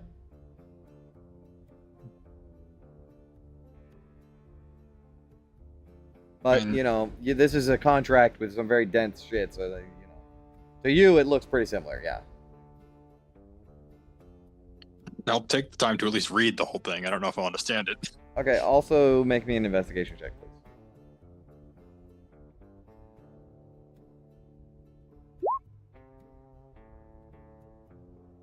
Nope. Seems alright.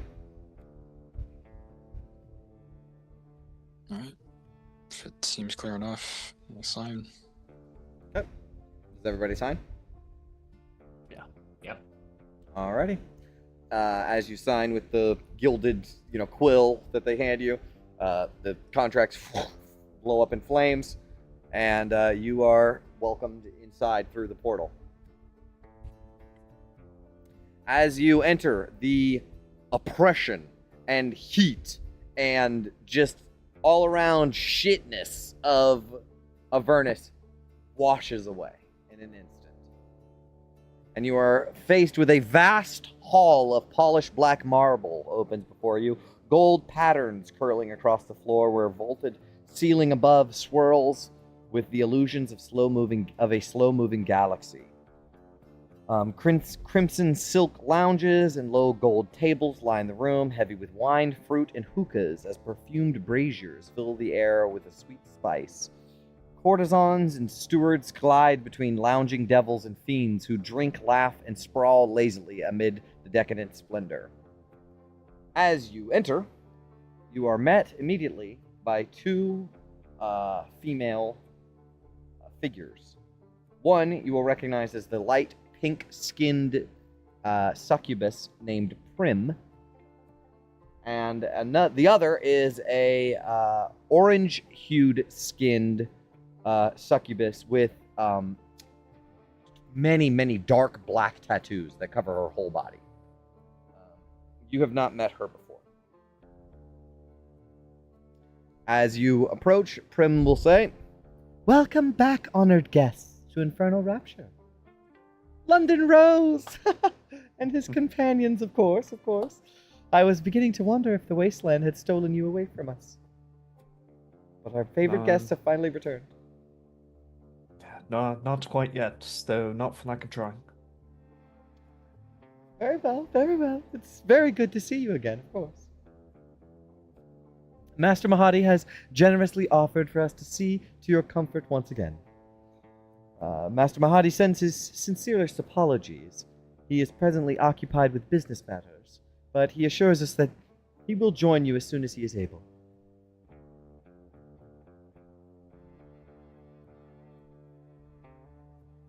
Very well then. Yep. He did ask that we tell you that he has something very exciting prepared, and he's most eager for the evening to begin.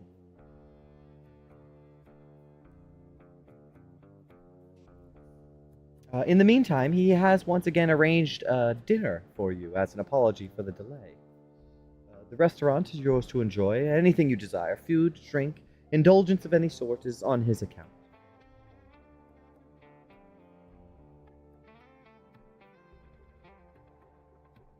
His generosity is once again appreciated. If you wish, please allow us to escort you to the baths. She adds a question mark to the end of that.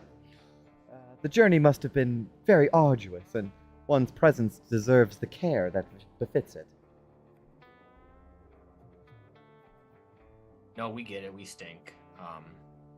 Let's go get cleaned up. She gives a before we very get kind body. smile. Her hands are like pressed together, like, yes, you guys are covered in blood. You know, like blood, and then the dirt has gotten in the blood, right? Like, you guys haven't bathed since like the last time you were here. You've been through like a death race, you know, like all kinds of stuff.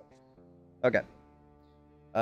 So you are you're walked through the decadent halls of Infernal Rapture towards the bath. Is there anything you guys want to talk about or say before you get to the baths?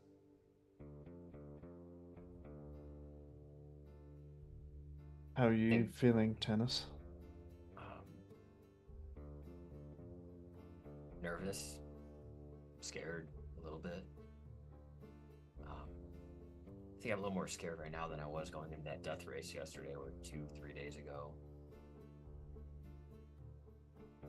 But excited.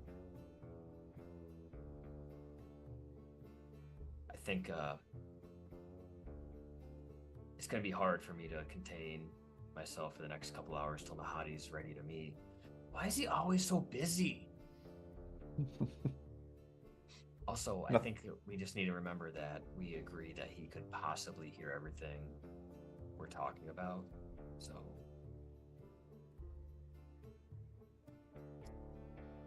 keep that in mind. Copy. Okay. Prim will want to lock arms with you, London, as you walk. Okay. Okay. And then the other succubus will introduce herself as Ladani. Her name is Ladani. You notice, London, a severe lack of Pris, your last attendant. Yeah. Who's wondering if he should mention it or not mention it. You are brought to the spa. Steam drifts across polished marble floors as the warm air carries the scent of jasmine, cardamom, and burning myrrh.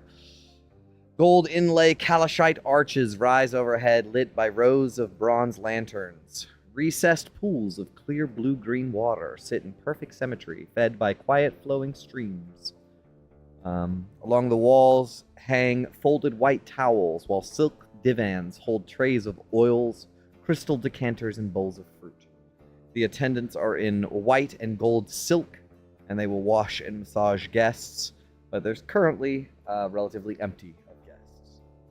As you enter, a attendant will say, "Welcome to the baths, honored guests. Here, every burden is meant to be left at the water's edge."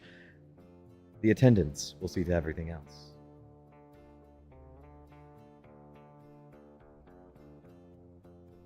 Get used to this.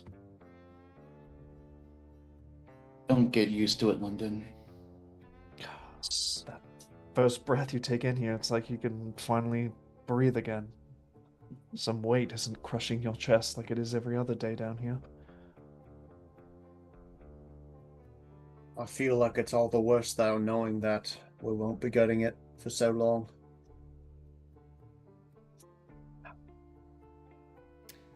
That's the But that's not business going model. to stop me from taking a soak. That's the business model. London, as you're, trying to get into your skivvies to get into the Prim will say, "Would you mind if I had a word with you, London?" Yeah, sure, of course. I'll catch up with you guys all later. She will pull you to the side. Go ahead, August. What were you gonna say?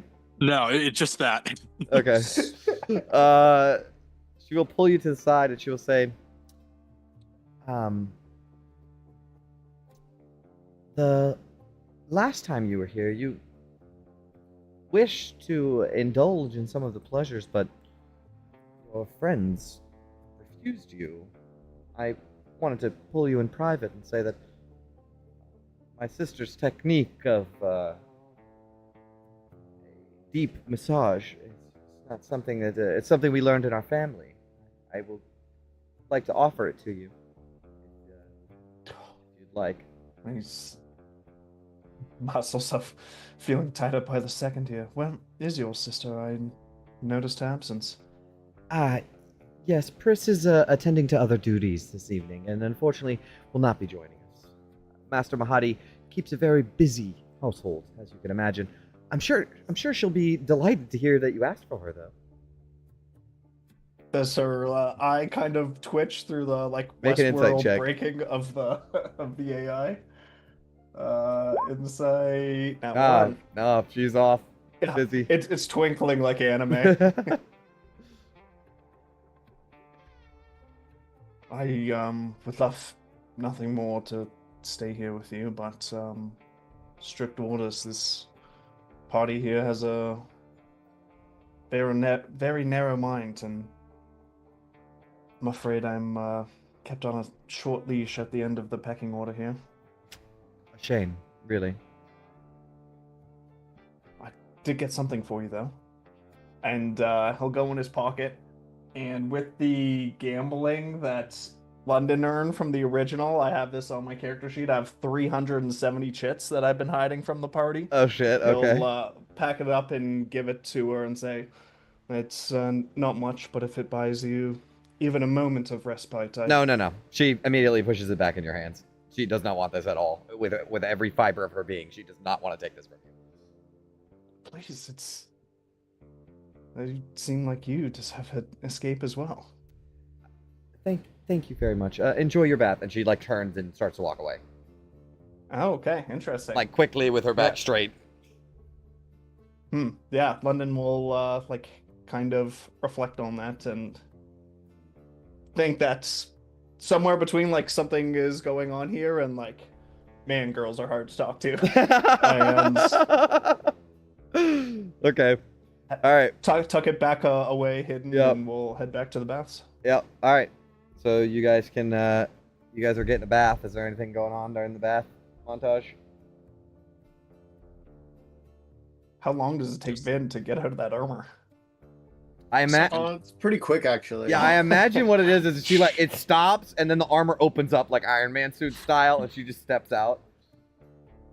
Yeah, and then it compresses into a little thing she can throw in the bag of holding. Fuck yeah! It folds into a suitcase. A suitcase. It's crazy. Yeah. Okay. That fucking meme, dude. Is there anything else? Oh no, I'm missing out. Is there anything else that you guys want to do or talk about in the? Just banter, probably. Vin's I think my undershirt is stuck to me. I don't know if I can get it off. It's just we're all completely filthy. Yes. Just and the water immediately turns a different color when you get into it. It's disgusting. Speak for yourself, mammal. Not all of us sweat.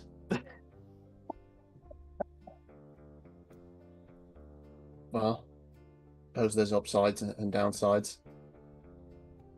I don't need to bake in the sun, but you take what you can get.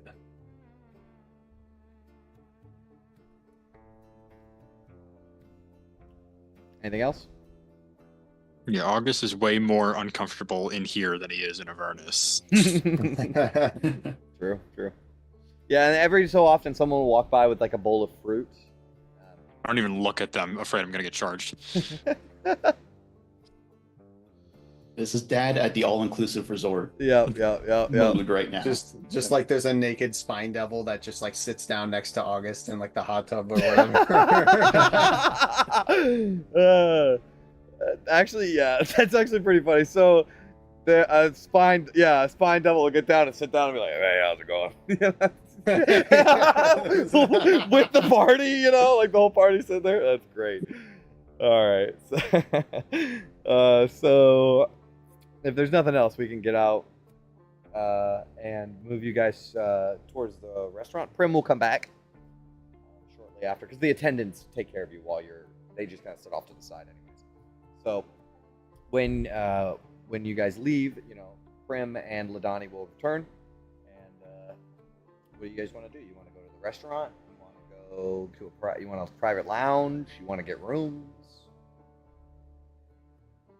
Could use some Perlit's cooking right about now. Yeah. Some pot pie does sound good. Okay. Just dinner, and then wait for Mahadi eagerly the entire time. Also, at the beginning monologue, instead of saying fried fish sticks, you said fried sticks fish, which I'm assuming was intentional. Sticks which fish, is awesome, by the way. London wants to try that. Sticks fish? Sticks fish. Okay. Like fish sticks? You like fish sticks? I love how Kanye doesn't get it. That's old. All right, so you enter the restaurant. A wide archway of white marble and gold filigree opens into a grand dining hall beneath a soaring domed ceiling of shifting geometric tiles. Floating crystal chandeliers cast a warm amber glow. Red silk curtains hang between marble pillars, revealing illusions of distant landscapes beyond. Gold-framed tables sit in wide arcs, each set with porcelain plates, gold utensils, and crystal goblets.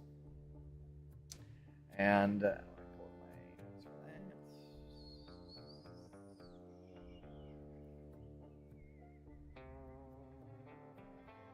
restaurant. The waiter will approach you. Honored guests, welcome to Inferno Rapture's Grand Restaurant. The master has extended his hospitality to you this evening. Your table is fully covered. Both the standard menu and the conjured experience are yours to enjoy at no cost. And there's the menu again, if you'd like to see it.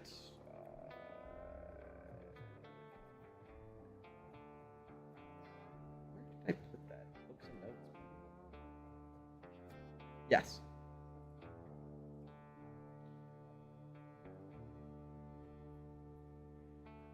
You guys are familiar with how this works, so more than welcome to order from the menu or the conjured experience.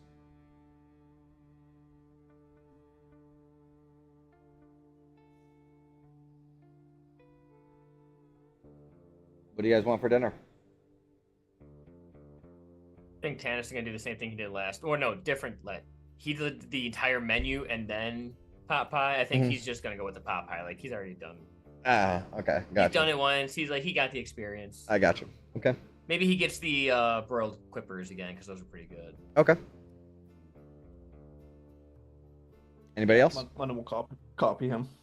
Copy. And then did you want to try sticks fish? Yeah, actually. Okay. Do you want it fried or grilled or fried? Battered and fried. Yes. Okay. Perfect. Yep. They can give you fried sticks fish. Sure. Hear me out. We order as much of the sweet apple tart as they can make. We harvest the celestial caramel drizzle. Dream machine solved. There's a rule about taking food out of here. I like where your head has been. Oh, that's right. They're watching. Never mind. It's like loading up a tray at the free buffet. Like, Throwing it in the purse. Full up in the purse. And she's like, "Oh well, guess I might as well see how this tastes." Okay, so you want the bag the of holding lined with a Ziploc. All right, so Vin, did you want the tart? Did you want anything else?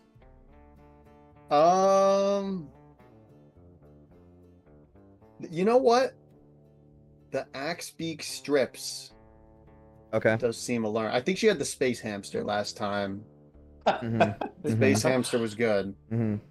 We'll go over something different. All right, so the axe beak strips. Mm. Okay. And then who hasn't ordered yet? Yeah, August is just doing axe beak strips. Like that's from the material plane. Yep. Got it last time. Chicken fingers Straight down and the French middle. fries. Easy Yeah. peasy. Okay, and At then the Helphelia. 5-star Michelin restaurant. I don't know. The wereboar that's really weirding her out because I'm pretty sure that's a sentient creature, isn't it? Yeah. That's Yeah. also what So- Cracker Tracker was. Yep. Yeah. Can she just get like a turf and turf just steak and steak? Yeah. Sure. Turf and turf. Sure. Okay. So everybody also all your food is brought out pretty quickly. Is there anything you guys want to discuss in the meantime? Talk with Prim and Ladani about or anything? Because they're also dining with you. Tannis would call out Ophelia, Vin, and August, be like, "You can get any food you ever wanted here, and you order off the menu." I mean, is there I nothing you didn't. ever couldn't? Oh, I thought you ordered the. Oh, okay. I thought you got the wereboar. I know you're mad at me and you want a reason, but you gotta find one better than that, Janice. No, she got cow I'm not steak. mad. I'm just disappointed. Like, you can order anything you've ever dreamed of. You can tell me about anything you want, Pris. I want to hear about the last minute detail of your day. Anything at all. Completely oblivious to this argument going Yeah, on. you guys are talking in London's like. Yeah. You know what, Tannis? You're right. I think this is an opportunity for me to face my past fears. I think of that time where Gotst and I were attacked by hook horrors. Some seasoned hook horror thigh plays. Yeah, as the waiter's walking away, he's like, "Oh yes, of course." They'll bring that to you as well. So on all the food, I will say that in my mind's eye, I'm thinking Axbeak actually tastes like a mix between chicken and steak, right? Because it's like a work animal. Yeah, right? imagine it's like alligator. Yes. I had, or it might have been crocodile. It was one or the other, but I had it once and it tasted like chicken. Yeah. So those aren't too bad. Everything is absolutely astonishingly good. I couldn't tell you how hook horror tastes. It also probably tastes like a bird of some kind because it does kind of look like a bird. Imagine very earthy. Yeah. I feel like Vin's What's the saying, parallel? like Vin's like, reminds me of home. Well, It's all fuck, Underdark, this is isn't it? even terrible. Mm-hmm. Like a land lobster. Land lobster. While you guys are eating, you will see Mahadi arrive. He is in his elegant sort of black and gold with like a little bit of velvet red outfit. He's carrying a cane with a red gem on the top of it.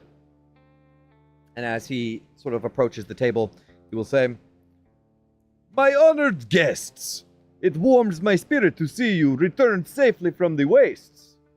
Forgive the discourtesy of keeping you waiting. Matters of trade have a way of clinging to one's ropes."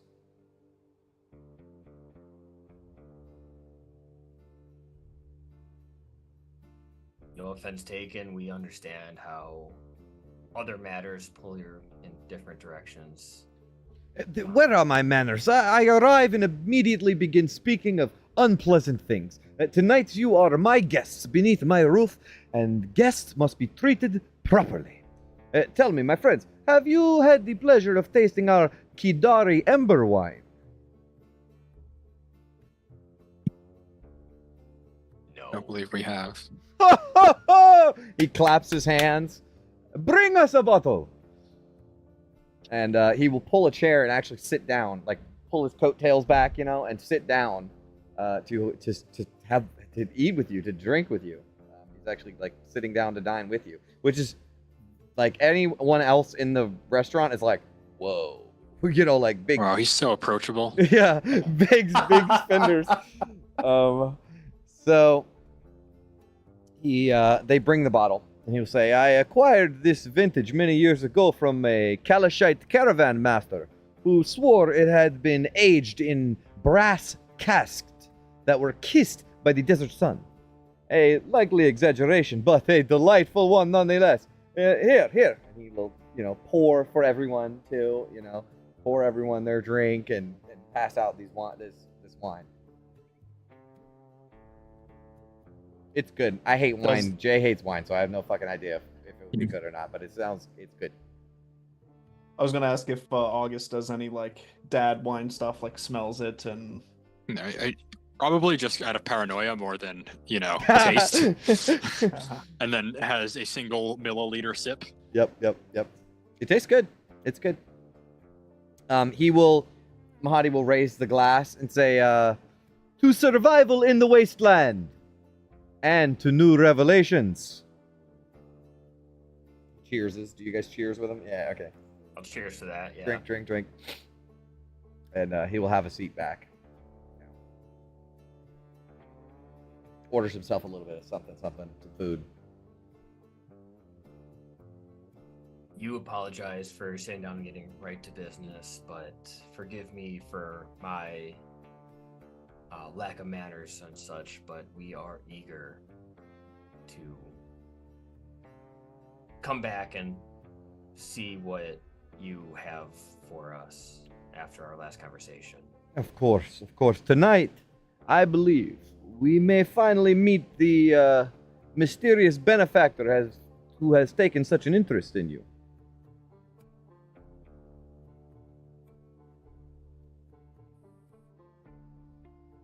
I've waited a long time to see him again, so I cannot wait. Of course. Quite literally. I'm chugging this wine right now. If you insist, we can leave now, but your friends are in the middle of eating their food.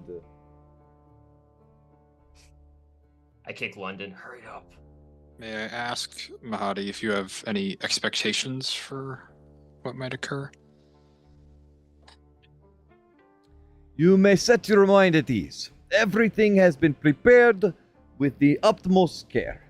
My ritual chamber has been arranged, the sigils drawn, and the components acquired so that the binding will be temporary, controlled, and perfectly safe.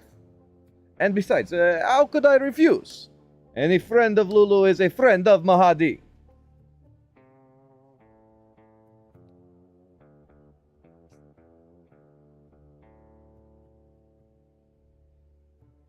I think Tanis would be real eager, and then all of a sudden Ophelia's comments kind of ring in his mind. And can I try to see if he is being truthful? About it being safe? About what are you trying to what? About it being temporary. Okay. And yeah. free of Make an insight check. 17.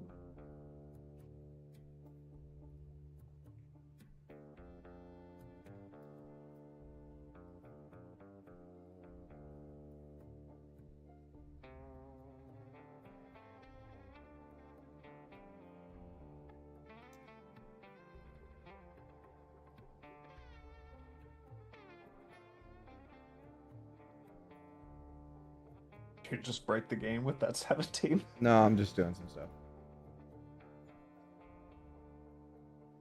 Did you like the anime meme I put in the? That was between Eric's meme and that one. Yeah, solid meme tonight. Man, it's so unfair. They pretend they love you. It's just iconic. The contact name. That's really good. Yeah, the memes are on fire tonight. All right, so you believe him. Dennis is hearing what he wants to hear. I mean, he's ready to go. Yeah, I mean, it maybe you don't believe him, but I mean, he seems like he's telling the truth.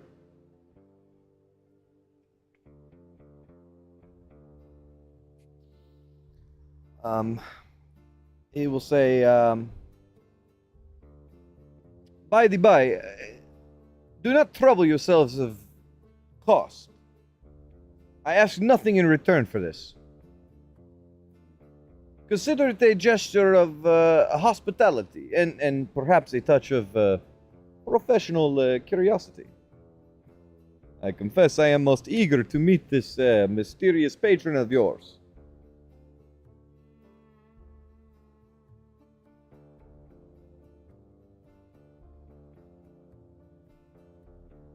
I am ready to get started as soon as London is finished with his meal, because he is too busy to eat. So sorry, what meal? Yeah, sure. Mahadi will place his hand on your shoulder, Tanis. And it's a strange sensation because the thumb is on the other side. So it's you know that how it would feel for a hand on the shoulder, and there's this like thumb in a place that it shouldn't be. And he will say, "Relax, my friend. It will all be taken care of in good time. Nothing good has ever come from rushing.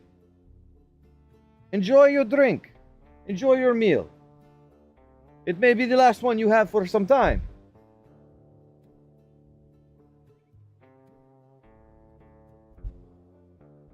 What does that mean? You're out in the wasteland. I mean, that's what he's implying. You're out in the wasteland. You know, there's not much It's food not a out threat. there. It's not a threat. It's more of an observation. Yeah. Yeah, I mean, he's watching fucking Vin in London like scarf handfuls of food because it's like you've been eating dried tofu for the past couple of Do we get the shot of like Tanis stressing the fuck out over this, and then we see London being fed fish sticks by a beautiful woman? They're feeding him, yeah. One of them's feeding him, one of them's wiping the crumbs off his face with the napkin. Yeah, amazing.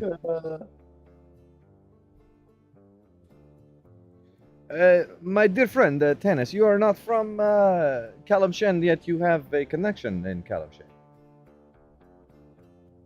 The only time I've met anyone from there is this Malhamadi figure we met in El Terrell, and of course yourself. Yes, it's a bit of a story on how a Kalashite man like myself ends up in a place like this. One that might not interest you, but I am of Kalashite descent as well, yes. Actually, I think I'm actually very interested to hear how the Infernal Rapture came to be. If we, as far as we are concerned, the only primies, as we are called, on this that we've encountered. So if you are from Kalamshan, that means that you are from our home plane. Yes. How did you come here? Tell us. It is impolite to regale such tales as this, but if you are interested, I can tell you, yes. He looks to the rest of the party like, if you want to hear a quick story, I don't mind. Yeah. Very well. Well, you see, I was born in a little village, far from the glittering domes of Kalamport. My father, may the sand rest his soul, was a silk merchant. A good man. Not rich, but proud. And I was born with the gift, you see. The weave, it whispered in my blood. And my father saved every coin he ever touched to send me to the great city, to the Royal Academy of the Veiled Eye. There, among princes and scholars, a merchant's son became top of his class. From there, I apprenticed beneath the royal mages of Pasha Basadoni the Great. It was there that I learned the old arts, genie binding, power older than kingdoms. At 18, I bound my first djinn for the Pasha. By 20, it was my specialty. I thought that I could do anything. So I did. I was working with old and dangerous magic, and I thought that I could improve the spell work. It was meant to be controlled, but I could not hold it. I brought something through. Something far beyond my power. All I saw was fire. It came through and the palace walls went ablaze. Amlakar burned. My master's dead. All because of me. And in the middle of it, when the creature towered over me and there was nothing left but flames, he came. My patron. A devil with a soft voice and a deal in his throat. He offered me power enough to stop the thing I unleashed, and I took it. And I extinguished the blaze. But my patron, he took more than he gave, and he marked me. And he'll lift his hands up. He twisted my hands. He deformed me. And the city did not thank me. They saw a boy standing in the ashes where a palace once stood. A devil's mark on his hands. And I was cast out. Years followed, years of indebted service to my patron, secrets, whispers. And when I had finally proven myself, my patron gave me freedom of a sort. He gave me this place. He sent me here to this wasteland. And so, Infernal Rapture was born. My cage, my kingdom, my home. I know better than most that not every man comes to Avernus in chains.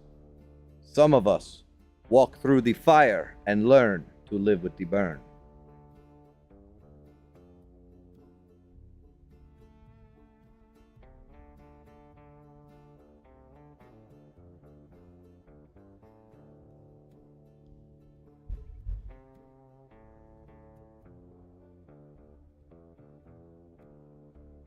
Told us it was gonna be a boring story.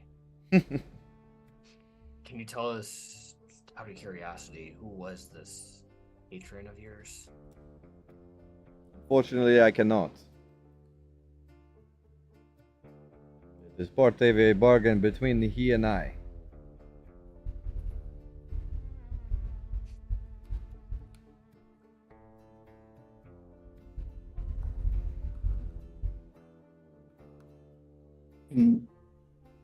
I insight when he's talking about being marked and his hands being changed. Yeah, make Can an I insight check that? Absolutely. I think this would apply. Yep.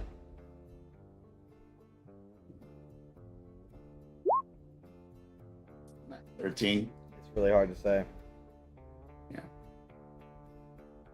As he's saying this story, with a 23 passive perception, can London tell if Pris is looking or paying attention to London at all? You mean Prim, right? Yeah, Prim, yes. Prim, yeah. Don't get the sisters confused, bro. Rookie mistake. She's I mean, she could have been watching you the whole time. It just depends on how you've been engaging with her. London's gonna play it aloof, play like he's focused on the story, but really he's like, yeah. Okay.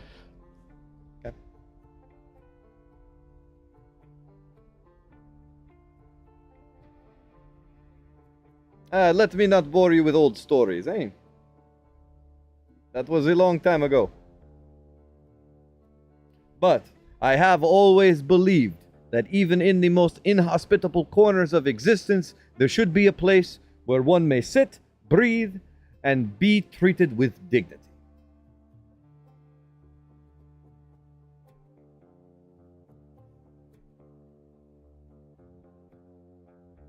hospitality is certainly welcome in a place like Avernus.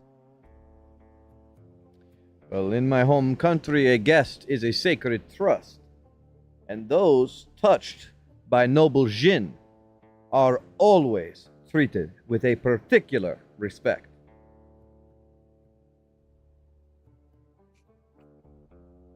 There is another that I've heard of that carries the title of Jin Said. It's Aldamir, I believe. Have you ever heard of him? Cannot say that I have. I'm sorry. Curiosity.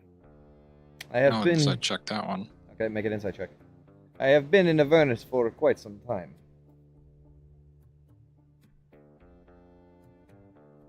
What were we asking about?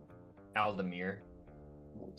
Nothing. Dude, this guy just can't fucking read him, bro. It's just He's you know, inscrutable. you can't get a gauge on what his deal is. He's very charismatic, you know what I mean, and like the way that he talks very sincerely, but you don't know if there's some kind of ulterior motive.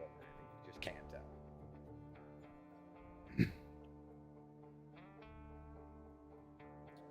I mean, I know that. I just can't tell what it is. That's the problem. But that is why when you came to me with your story, Tennis, how could I even refuse? In truth, helping you indulge in my curiosity is simply a fortunate coincidence.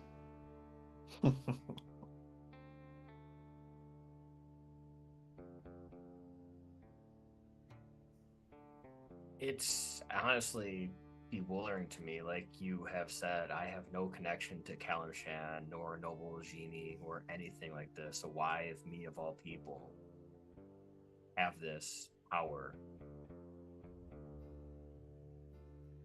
It is a strange thing. And Jinn are not like mortals. They do not think like us, and they do not act like us. They have their own reasoning and motives for things.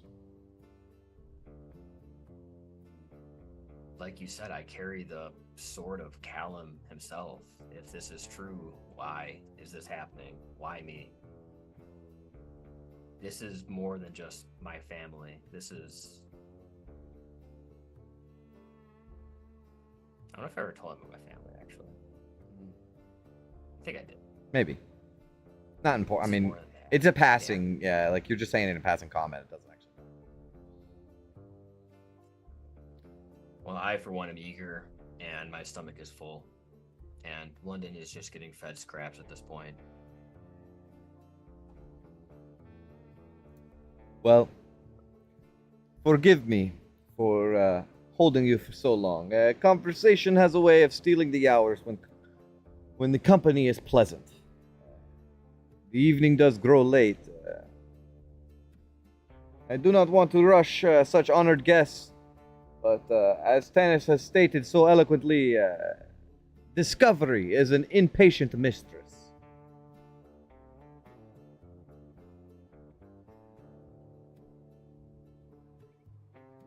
Shall we be off then? If you're ready, Tanis. Dennis, do you need all of us there for that, or is that just a you London, thing? let's go. Oh, fuck. I'm ready, yes. Mahadi will stand up, fix his coat, grab his cane that he had leaned up on the table, and Prim will stand, and Ladani will stand, and they will, bow to everyone. Try not to show too much favoritism to London, right? London will say, I will literally come back as soon as I possibly can. They giggle and, okay, I'll see you. And you guys can follow Mahadi towards his ritual chamber. And I know it's a little early, but I think that's where we're going to end the session for tonight. Killing Do Will. this to me. All right. Be better as a whole episode, I think. All right, that's fair. Ooh, interesting. What, it's not going to be like a quick 10-minute convo? Nah, yeah. But quick in and out, quick adventure, quick in and out. 5 nothing minutes. strange is going to happen or anything bad or anything. All right, well, thank you all so much for watching, and we'll see you all in the next dive into the Descent Stay sharp. Farewell, adventurers. Farewell, Farewell, Farewell, adventurers. adventurers.